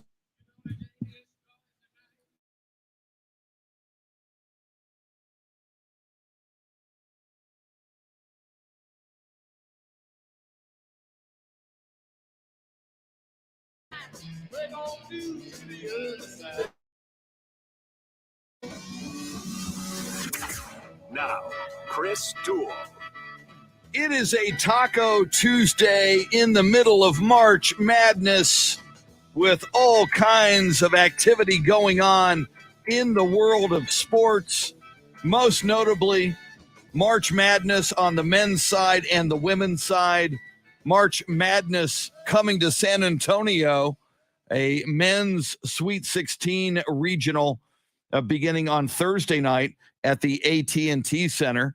We've talked about that. We'll talk more about that. The big move in the National Football League yesterday was the Indianapolis Colts acquiring Matt Ryan, Matty Ice from the Atlanta Falcons. We've talked about that extensively, what that means for the Colts, what that means for Matt Ryan, what that means for Baker Mayfield, who wanted to be traded to the Indianapolis Colts. More quarterback movement yesterday as the New Orleans Saints signed Jameis Winston to a 2-year, $21 million guaranteed contract. We will jump into that. The Atlanta Falcons, after dealing Matt Ryan, decided to sign Marcus Mariota, who back when he was a Tennessee Titan, the current Atlanta Falcons head coach, Arthur Smith, was the offensive coordinator at the time. We will get into all of these things. Shannon Salty Sweeney on board as always. Jeremy KOLOK makes the show go. And Shannon, we mentioned this at the top of the show, but for people who have just tuned in recently or since, you were in relatively close proximity to that tornado that touched down in Round Rock yesterday. And we should say again, we said this earlier, our thoughts with everybody who was adversely affected by either tornadoes or severe thunderstorms and very, very dangerous weather conditions yesterday. Hopefully, the vast majority of people got out from all of that unscathed. But got to be a little bit harrowing, Shannon, when you know that a tornado can be so close. Yeah. Me and my boyfriend, we just finished dinner and we sat down on the couch and I was scrolling through Twitter to kind of see what the latest was from the local news outlets, because, you know, you can check the radar and you can look at whatever your phone says. My phone is usually wrong when it comes to predicting the weather. So I like to go to a more direct source and the actual meteorologist in the area. And I see reports and video of a tornado that's touched down just less than 4 miles from where we were. And at that same time, we're both getting texts from our mothers like, are you in a bathroom? Are you in a place where there's no windows? Do you have blankets to cover yourself from debris? And we're like, yes, we have blankets. We're currently not in a bathroom. We're watching TV. And my mom was like, but that room has windows. Luckily, we were safe. We didn't even get any hail, which was great. We spent a lot of time covering up the cars and making sure that they were going to be safe had hail come our way. But I know that this morning, especially as the sun rises, I think that tornado touched down a little bit after 6 o'clock last night. And yes, daylight saving, we get more daylight now, but daylight was going away quickly last night when a lot of this weather came through. So I know a lot of people, unfortunately, waking up this morning with some damage to assess following the weather last night. And the good news, the weather looking a whole lot better today and for the next several days. So hopefully we will move on and truly begin the season of spring. Spring, Shannon, also brings golf. And we've got a very, very cool giveaway. Somebody is going to walk away with a four-person pass, a 4-pack of passes to the Valero Texas Open. And it also puts them in the running for a round of golf for 4 on that very own TPC golf course where the Valero Texas Open will be played. You can play golf on the same course that the pros play. So we got a keyword associated with that giveaway. Yes, sir. Keyword once again is golf, GOLF. Pretty simple. Take that over to both Ticket 768 and 13 on his own websites to enter for your chance to win not only tickets to the 2022 Valero Texas Open on April 3rd at TPC San Antonio, but also that chance to play with a foursome, a round of golf, play where the pros played. That's pretty awesome. I don't know what my strategy would be if I were to play right where the pros played. If I would try to like put in my mind, try to recreate what I saw, or if I just like go my hardest to try and, see where I would have placed in said tournament. That's right. You figure out whatever your score is. You can then pull up the final results from the Valero Texas Open, see how many strokes off the pace you would be. It might be very frightening to see that, but how much fun though. My goodness, to play on that course. That is a magnificent course. So again, take that keyword golf, easy to remember. Keyword golf. And we recommend you go to both websites. Why not double your chances of winning at am1300thezone.com and ticket760.com. And we are, I do believe, giving away these passes and this opportunity to win this round of golf for 4 all week long. And that Valero Texas Open is next week, as Shannon mentioned. Dell Match Play in Austin is this week. Beginning tomorrow, and Shannon's heading out to get her credentials and all that fun stuff today. Shannon, diving back into football, and we've talked a lot about Matt Ryan being acquired by the Indianapolis Colts from the Atlanta Falcons yesterday. But another story in the world of sports, Al Michaels. There was a lot of speculation as to where he may land, and we now know where he will land as a broadcaster for the upcoming football season. What have we learned about legendary broadcaster Al Michaels? Al Michaels heading to Thursday Night Football along with Amazon. He's going to be part of that program along with Kirk Herbstreit, which takes him away from, the Collinsworth slide. I'm going to miss that being part of Al Michaels and his journey with NBC Sunday Night Football, but it's nice to know that he'll still be around and broadcasting with us. I was afraid at first when they were talking about Al Michaels that he was going to retire or whatever, because I really do enjoy listening to him call games. But apparently a nice payday. He was kind of waiting to see what ESPN might do, what Fox might do, what NBC might do, and Amazon came through with the best number for him in situation. Amazon, not just for books anymore. I don't know if people are aware of that. It's not just, they don't just sell books. No, they do a little bit of everything. Yeah, and I'm a big Amazon Prime fan. This is interesting now. And, we've talked about first Troy Aikman went to the 4-letter network for Monday Night Football. Then Joe Buck followed him there. So that duo continues intact, although now on a different network at Monday Night Football. Now, Shannon, as you mentioned, Al Michaels, formerly on the Sunday Night Football telecast on NBC with Chris Collinsworth. He goes to Amazon for Thursday Night Football with Kirk Herbstreit. What does that do for Chris Collinsworth and Sunday Night Football now? Is there any inkling who's going to be the play-by-play guy or gal for Sunday Night Football? I personally haven't seen anything yet. I feel like that's now like the open slot, right? Because Amazon just kind of jumped in here. They're a new thing. They're a new entity for this Thursday Night Football. And so naturally there's going to be a hole that'll be filled by a newer face to, football broadcasting, NFL broadcasting specifically. And I don't know. You also, I think, have to question, does Chris Collinsworth say, in a duo, for a broadcasting duo, who would you say is the driver? Wouldn't the play-by-play person be the driver and the color analyst being in the co-pilot? Yeah. So I would, depending on who they may get for that play-by-play position, do they keep Chris Collinsworth?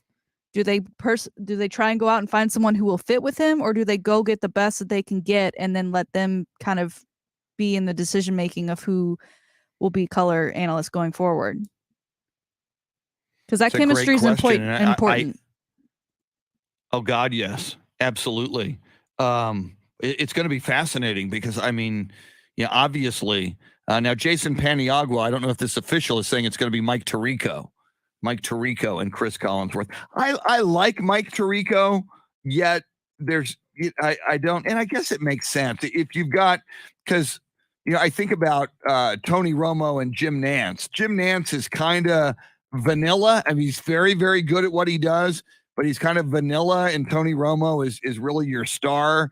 Whereas I think with the pairing, if it is indeed Mike Tirico, Chris Collinsworth, obviously, of the two of them, the bigger personality is Chris Collinsworth. So that could work. Mike Tirico seems like the kind of guy who could probably work with anybody. And I would imagine, Shannon, if you're Sunday Night Football, you had such success with Al Michaels and Chris Collinsworth that I think probably for at least the first year, they keep Chris Collinsworth around just to have the continuity of, hey, this is Sunday Night Football. This has been a big deal. This has been a marquee broadcast. So I think that might create the transition into the new era with Mike Tirico, might make it more palatable for people if Chris Collinsworth is there. But as we've talked about a lot, Chris Collinsworth is a guy like Joe Buck. For whatever the reason, you got a lot of football fans out there who don't like Chris Collinsworth. Yeah. I like him a lot. I think he's very knowledgeable and very entertaining. So that'll be an interesting pairing. Yeah, I think a lot of people consider Chris Collinsworth to be a butt kisser, if you know what I mean, to certain players, Aaron Rodgers, the Packers. I just don't really pay attention to it. I didn't notice that. Wow. But Mike Tirico is Interesting. interesting in that he's already got the affiliation with NBC, and so people are familiar. But again, that chemistry, you mentioned the personality type, you kind of bland. This is Sunday Night Football. You got to keep people engaged. They've been watching football all day. Make it matter. Make it a game that you tune into, because these broadcasters are a part of it, no matter what teams might be on the schedule. Yeah, and again, with the 4-letter network going with Troy Aikman and Joe Buck for Monday Night Football, as I've talked about a lot, Shannon and Jeremy, when I was a kid, Monday Night Football was it, man. Howard Cosell, Dandy Don Meredith, Frank Gifford. It was an event. Some people would just tune in for those three guys, especially Howard Cosell and Don Meredith going after it. It's going to be interesting. Once Monday Night Football moved over to the 4-letter network, and it did so at a time when there were even fewer households. Not every household had cable television. And then Sunday Night Football on NBC has emerged as the marquee primetime broadcast. So, now you've got Monday Night Football with Troy Aikman and Joe Buck. Just given the money they're pumping into it, clearly they want to make it a big deal once again. And now with Al Michaels going to Thursday Night Football, part of the problem for Thursday Night Football was the games themselves. It looked like the NFL was going out of its way to give us games that weren't that sizzling. I love any football and I'll watch, because more football is good football, but it'll be interesting to see, will Thursday Night Football now on Amazon with Al Michaels and Kirk Herbstreit get more marquee games? And will Monday Night Football with Troy Aikman and Joe Buck get more marquee games? It's going to be interesting to see how, the games are divvied up this coming season. Yeah, and what kind of flex options they might choose to use, because obviously there are plenty of games to choose from, but only so many that, end up being everything you had hoped for. And the matchups throughout the season, the people's perspectives of what those might end up being will change as teams either live up to the hype or fall short of it. Now, Jeremy KOLOK, you're a huge football guy. You're a football fan, a football consumer of the broadcasting starting lineups. Monday Night Football, Troy Aikman and Joe Buck. Thursday Night Football, Al Michaels and Kirk Herbstreit. Sunday Night Football, Mike Tirico and Chris Collinsworth. Which of those three interest you the most? Which of those three border on or actually are must-see TV for you? I would say probably, at least at the beginning, Al Michaels and Kirk Herbstreit, just because it's new and it's fresh, and it's like, that's a very interesting combination. And we've seen Buck and Aikman together for years. We know they're going to be great. And it's you said Mike Tirico, you like Mike Tirico, but it's not Al Michaels. It's not like that Northeastern like Yeah. football, like, you know what I mean, that you're gonna Yes. hear on Sunday night. But I still like Mike Tirico. He's a big enough name. And I'm glad you mentioned the point about the schedule, because I was thinking that just last night. I was like, is there enough quality games to go around for all these networks that are now pumping tons of money and to get, to make their broadcast a bigger deal, like a bigger event? And so I'm like, with all these networks that now have their top commentators, they're gonna want a marquee game every week. And you can't just put Titans versus Texans or Jaguars or whatever every Thursday night now, because Al Michaels is on Thursday night. Where's the bad games gonna go? And are there enough quality matchups to go in? And also, I can't help but think that Fox is getting left out here. They're getting left behind a little bit in all this, and that's where my Dallas Cowboys tend to play the most often. So That's a great point. Yeah. We love the Cowboys, the three of us. That's our team. We're Cowboys fans.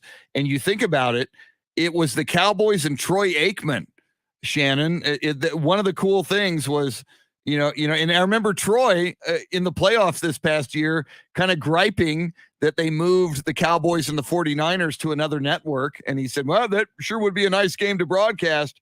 So we now know on the vast majority of Cowboys games, which, as Jeremy mentions, are on Fox, we won't have Troy Aikman and Joe Buck. And because Tony Romo, whom I love, is over on CBS with Jim Nantz, you won't have him there. I wonder now who becomes the starting, marquee play-by-play and color person for Fox's NFL and Dallas Cowboys games. That's going to be very interesting to see how that plays out.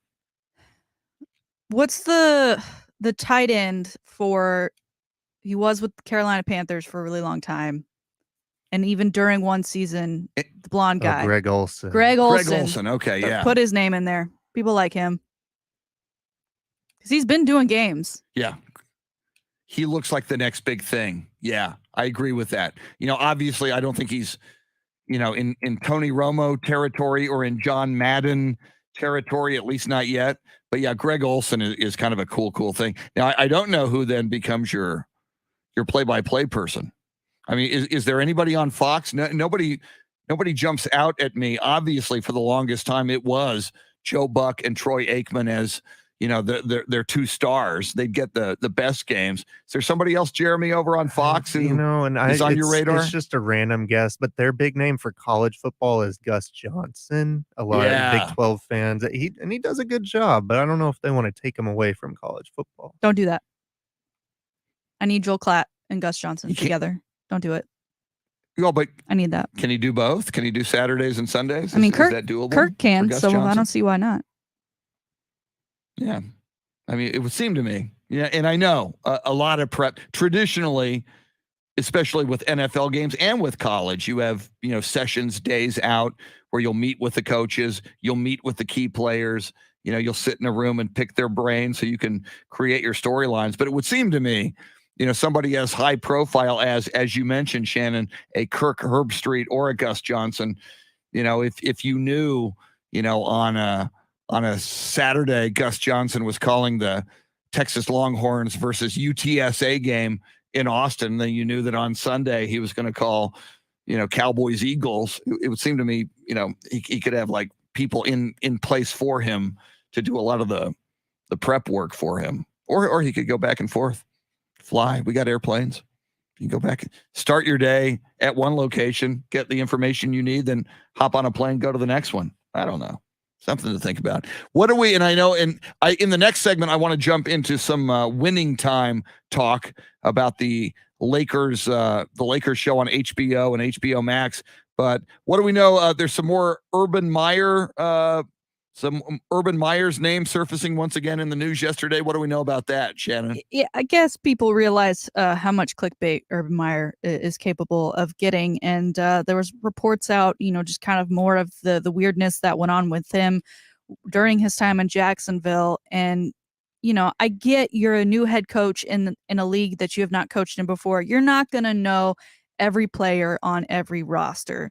But when you don't know who Aaron Donald is of the Rams or Debo Samuels of the 49ers, that to me just says you're just not paying attention at all. And I don't know if he expected somebody else to cue him in to the big time players in the league, but he's been removed now for how many months, and people are still like, no, but it was that awful. It's even worse than you thought before. We'll be looking back at 2021 being like, remember when Urban Meyer was an NFL head coach? Remember that? That was fun. That was cute. What? And I wonder what's next for Urban Meyer. I mean, obviously, I don't think another NFL team would ever take him, but, you know, as Tom Brady said recently, never say never. But, I mean, he's part of the foundation. He's part of the Ohio State, the foundation board. True. Yeah, I wonder if he's thinking, you know, maybe someday I'll step right back into this old place at Ohio State, which I think if any college was going to take him back, Ohio State might do that down the line. So it's going to be interesting. And if not, he's always got his restaurant, and there's always some young floozy who would like to give him a table dance on his little bar stool.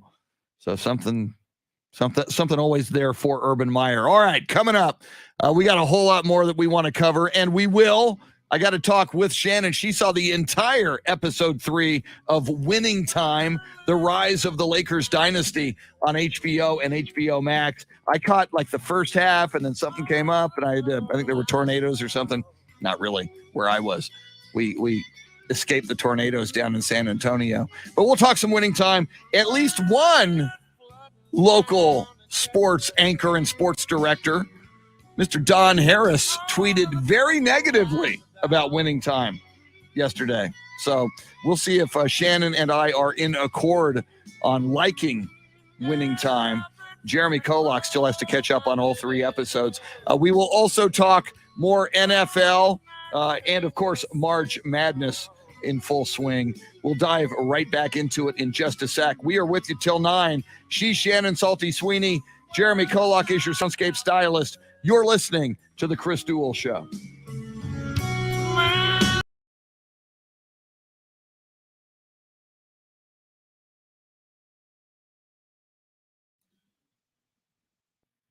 Yeah, Paul, I wrote you back. One of the many reasons that you'll hear, you know, the mothership or the 4-letter network, either nationally or locally, is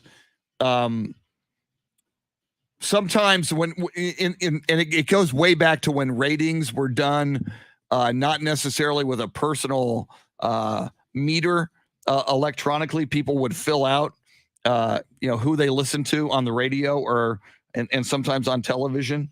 So you just, it's like an old standard in broadcasting. You don't say the brand of your competition. So with Dan Patrick at Fox Sports Radio, he will say the mothership and he won't say ESPN. And I just, it's just been a habit for me as well. I would rather refer to them on air as the 4-letter network as opposed to saying their name on air.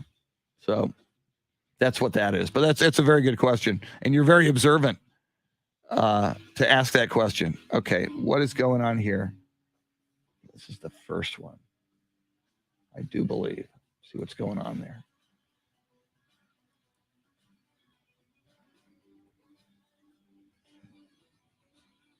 Pro athletes have done this for years. Now it's a bit actually encourage your body to help to heal damaged tissue in your joints. Pro athletes have done in years. These remarkable regenerative treatments actually encourage your body to help.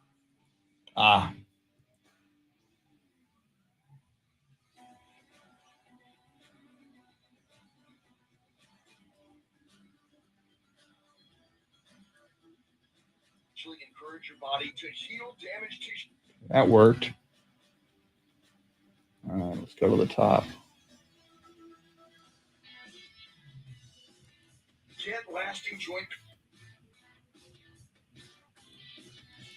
Get lasting joint pain relief without surgery, without drugs, without downtime. New options are available here. Regenerative treatments at QC Kinetics. Hey, it's Chris Duel talking about biologic therapies. This is the most exciting medical development in years. These remarkable regenerative treatments actually encourage your body to heal damaged tissue in your joints. Pro athletes have done this for years. Now it's available for folks like us. If you've been struggling with knee, back, shoulder, or hip pain, arthritis pain of any kind, you need to check out this. Thank you, Doug McCoy. Alternative with incredible patient satisfaction reports. Regenerative biologic therapies at QC Kinetics. Effective treatments for chronic joint pain with no drugs and no surgery. Call for a free consultation now. Learn all about the regenerative options available to help you get pain-free. Call the local medical professionals at QC Kinetics now. 512-593-4303. That's 512-593-4303. 593-4303. QC Kinetics. Yeah, now Doug and Doug McCoy and I are talking about something completely different and off topic from sports. But Doug, I probably won't get there. I got to drive to where Beth is. So I get there about 9:20 and then back to your place. Probably get there about 9:45, probably. So,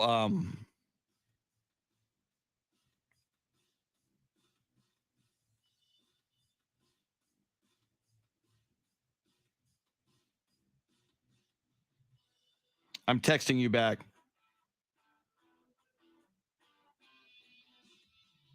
Okay. Thank you, sir.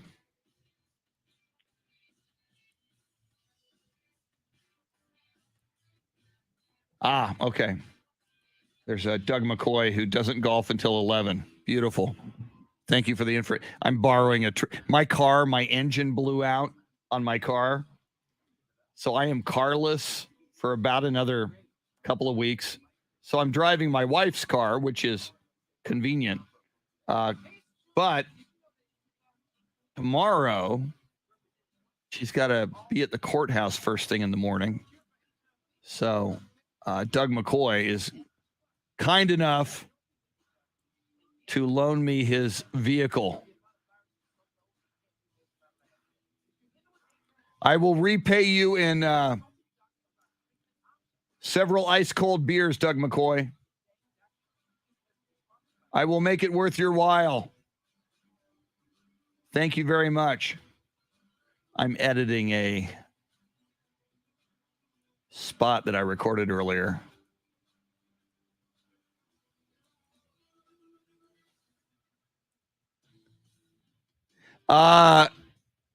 You know what, Anthony? I might be calling April Ansira, but they're putting a whole new engine in my car, so yeah, this is I believe it's a 1969 pickup truck. Among the owners many years ago, my brother owned it many years ago, and Doug has owned it forever, since the 80s at least. So he has kept this truck running, which is amazing. It's a cool vehicle, and I think it's ultimately going to Mr. Matt McCoy. So it'll be interesting to see how long that truck keeps going. It's an amazing vehicle. Okay, where are we? Okay.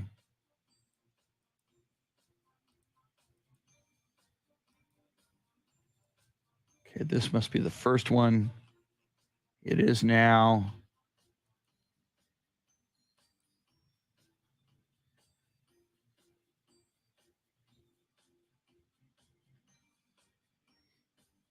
So I've done.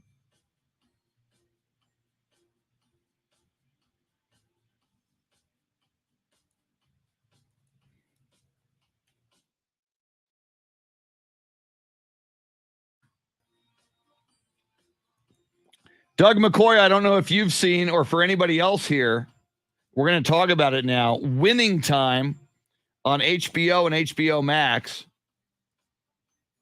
The Rise of the Lakers Dynasty. I started episode 3 yesterday. I find it very entertaining. Wow, what's going on? Why are these so long, man? See if I can change that. 4303 QC. Yep, gonna get rid of that.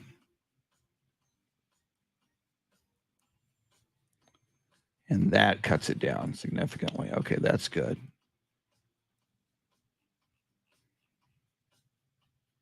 See, now we're at 102. I got to listen to this thing. Get lasting joint pain relief without surgery, without drugs, without downtime. New options are now available here. Regenerative Solutions at QC Kinetics. Hey, it's Chris Duel talking about biologic therapies. This is the most exciting medical development in years. These remarkable regenerative treatments actually encourage your body to help heal the damaged tissue in your joints. Pro athletes have done this for years. Now it's available to folks like us. If you've been struggling with knee, back, shoulder, or hip pain, arthritis pain of any kind, you need to check out this exciting natural alternative with incredible patient satisfaction reports. Restorative biologic treatments at QC Kinetics. Effective treatments for chronic joint pain with no drugs and no surgery. Call for a free... Axel J. Miller, welcome in. All about the regenerative options available to help you get pain-free. Call the local medical professionals at QC Kinetics now. 512-593-4303. That's 512-593-4303. 593-4303.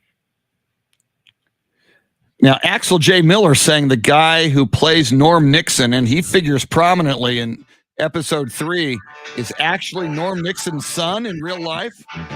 That's crazy.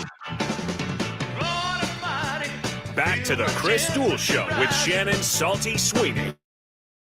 That's what I'm talking about. Little Elvis Presley for you in the morning. He's just a hunk of burning love. Jeremy KOLOK from Memphis, Tennessee, a legitimate, bona fide Elvis Presley super fan, as is Doug McCoy, who is joining us right now, among others, on the live video feed. In fact, joining us from Denver, Colorado this morning.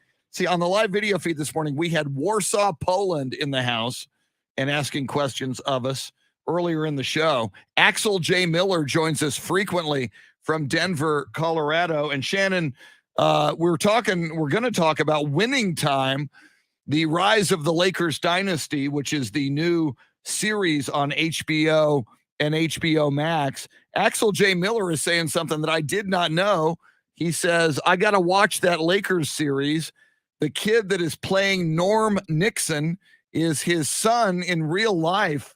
Now, Norm Nixon plays prominently in episode 3 as they go to a movie premiere of The Fish That Saved Pittsburgh that stars, among others, Dr. J. But Shannon, Norm Nixon in the movie, plays the guy who is the current point guard for the Los Angeles Lakers when they draft Magic Johnson. And Norm Nixon, kind of an adversarial relationship with Magic Johnson, but this is news to me that the guy playing Norm Nixon is actually his son in real life. That's pretty amazing.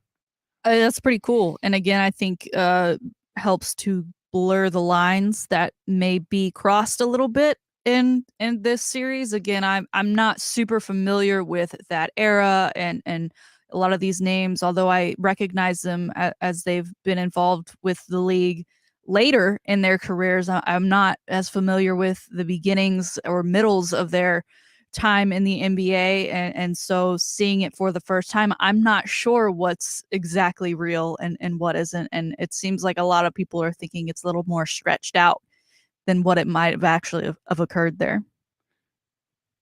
Yeah. And of course, we've talked about it, Shannon. The most glaring part of this Lakers drama, at least in the first 3 episodes, is the character Jerry West. Mm-hmm. And Jerry West is just such a volatile, loose cannon, emotional roller coaster of a character.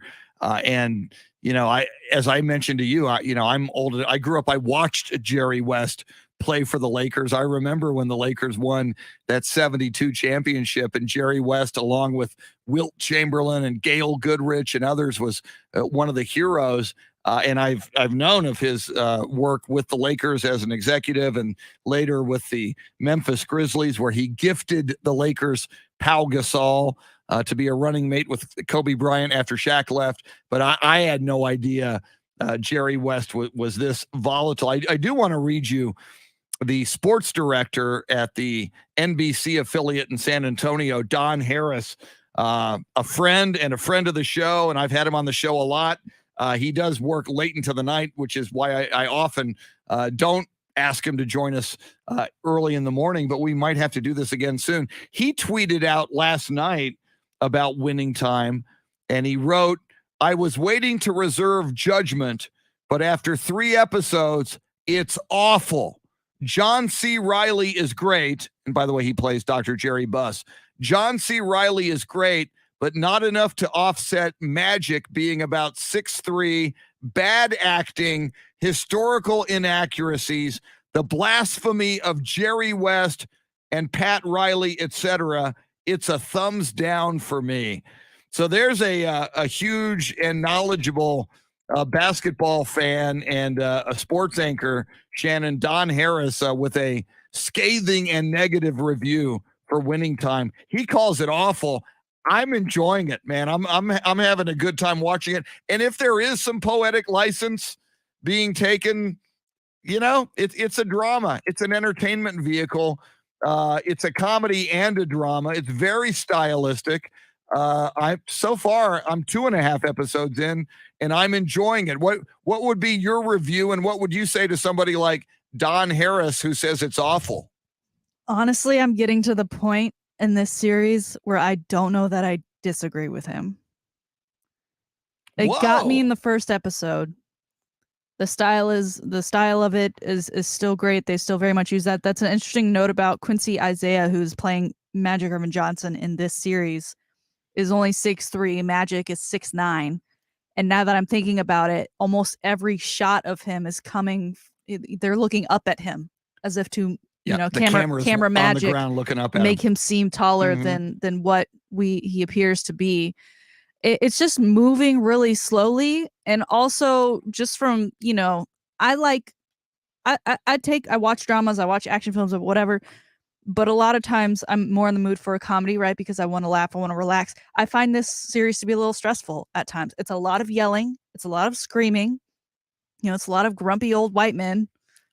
And I don't find it that entertaining. There's just times where I'm like, all right, let's get to the next scene. And all of these characters are depressed too. Like, they all have no idea what they're doing. Even Magic Johnson, who is, just got drafted. He's at the Lakers. He's in LA. He's living the life.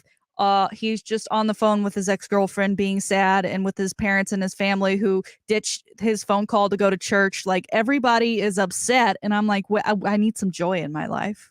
This isn't doing it for me.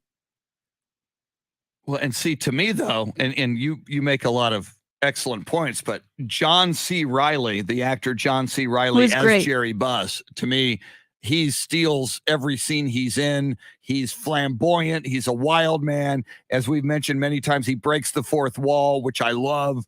He turns to the camera and will tell you, he'll comment on something he's doing. Then he's back into the action.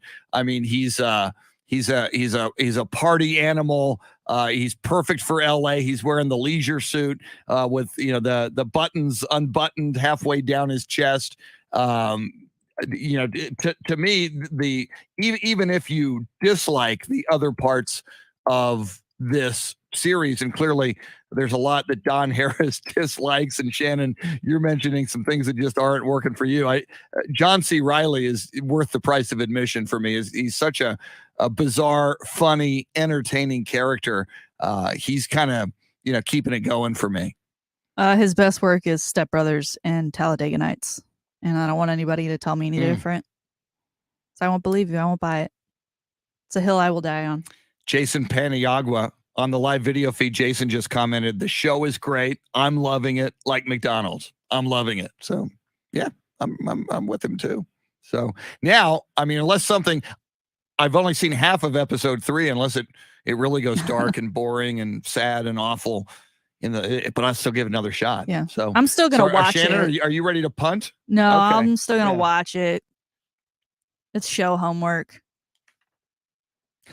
Maybe it'll get me. Speaking maybe of it'll show get me back. homework, Jeremy, after hearing all of this and hearing the scathing negative review from the great Don Harris, are you more or less prone to want to check it out?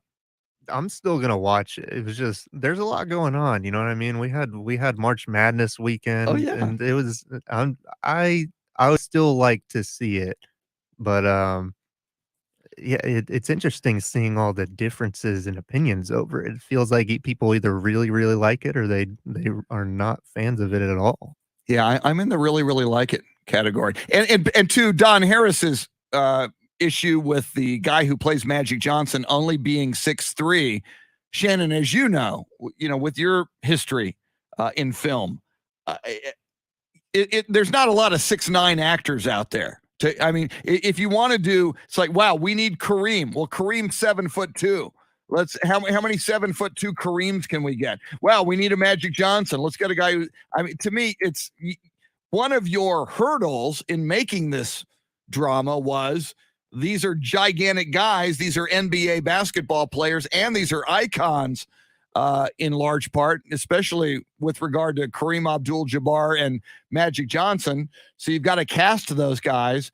And if you're going to be accurate on height at 6'9" or 7 feet, that ain't easy to do. There's not a lot of skilled actors out there who are that tall.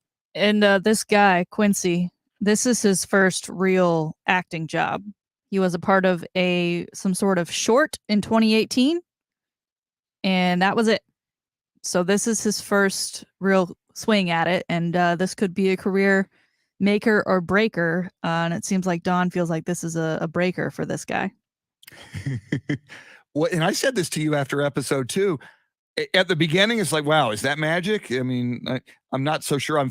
He's kind of, now I feel like I'm looking at Magic Johnson. Now, I mean, I am buying into the illusion. So the guy who plays Jerry Buss, it's like, yep, that's Jerry Buss. The Jerry West guy at first, I wasn't feeling Jerry West, but now he's Jerry West to me. And now this Quincy guy is Magic Johnson. I mean, they've grown on me, and I've kind of immersed myself into this, Lakers world, and it's working for me. So, all right, it'll be interesting to see. I will finish the episode today because there's no March Madness and no Spurs game for me to watch tonight. So I will dive into the rest of episode number 2. Now, I did want to get into this. We haven't yet, Shannon, and I do want to mention it.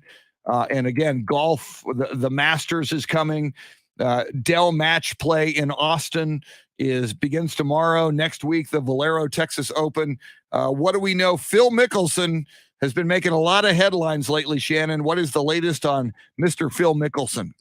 Well, as you mentioned, we are getting into the thick of things for golf season, and the Masters just around the corner in April, and Phil Mickelson out, no longer listed as a competitor. A lot of people are thinking, he withdrew because of, public perception right now. It's not that great. The Masters, obviously the most prestigious event in golf. I think that would be, a really hard thing to overcome at this point in time. So probably the best decision for him, but it will certainly be odd to not hear his name as one of those competitors out there in the field for the upcoming Masters. What do you think, Shannon? Because as you point out, he made those comments about Saudi Arabia and Dubai and all that. Do you think he was kind of strong-armed? I mean, I wonder if the Masters itself, which is very image conscious, did not want Phil Mickelson there, or do you think it was Phil Mickelson's decision on his own? I think it was probably a little bit of both.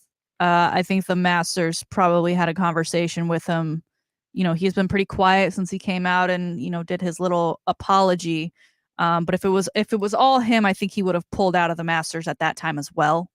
But I think the Masters are probably realizing, that this isn't the place for you to make your return, so to speak, after your time away from the game, given those comments that you made.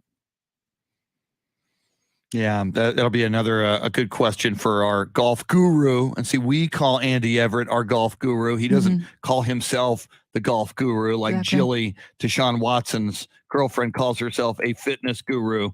But Andy will be in here on Thursday along with Shannon and Jeremy. So it's a good time to talk a little golf, among other things, coming up with Andy Everett. Shannon, our poll question this morning had to do with Mr. Baker Mayfield. Now that we know he won't get the Colts gig, what have we learned about where the people think Baker Mayfield might be headed next? 40% saying that he will put on the blue and very bright green for the Seattle Seahawks. 34% saying the Carolina Panthers, which would match him up with Coach Matt Rule. 12% now saying the Houston Texans are an ideal landing spot, and another 12% saying it'll be somewhere else. Somewhere else. The Baker Mayfield saga continues. Shannon, Salty, Sweeney, we don't have to worry about tornadoes today. Thank goodness. Have yourself a wonderful Taco Tuesday. We'll do this again in 21 hours. Yes, sir. Looking forward to it. I'm seeing sunshine outside of the window. I'm about to head over to ACC to get my media credential for Dell Match Play. I'm excited. Beautiful. Jeremy KOLOK, your homework assignment. Winning time. The rise of the Lakers dynasty. You will break this tie. Shannon is kind of meh. I'm like, yes. We'll see what you say. We'll see what I say. All right, sir. Great job as always. The hardest working man in radio, Jeremy KOLOK. For Jeremy, for Shannon, we will see you in 21 hours. Have yourself a great Taco Tuesday. Adios, amigos.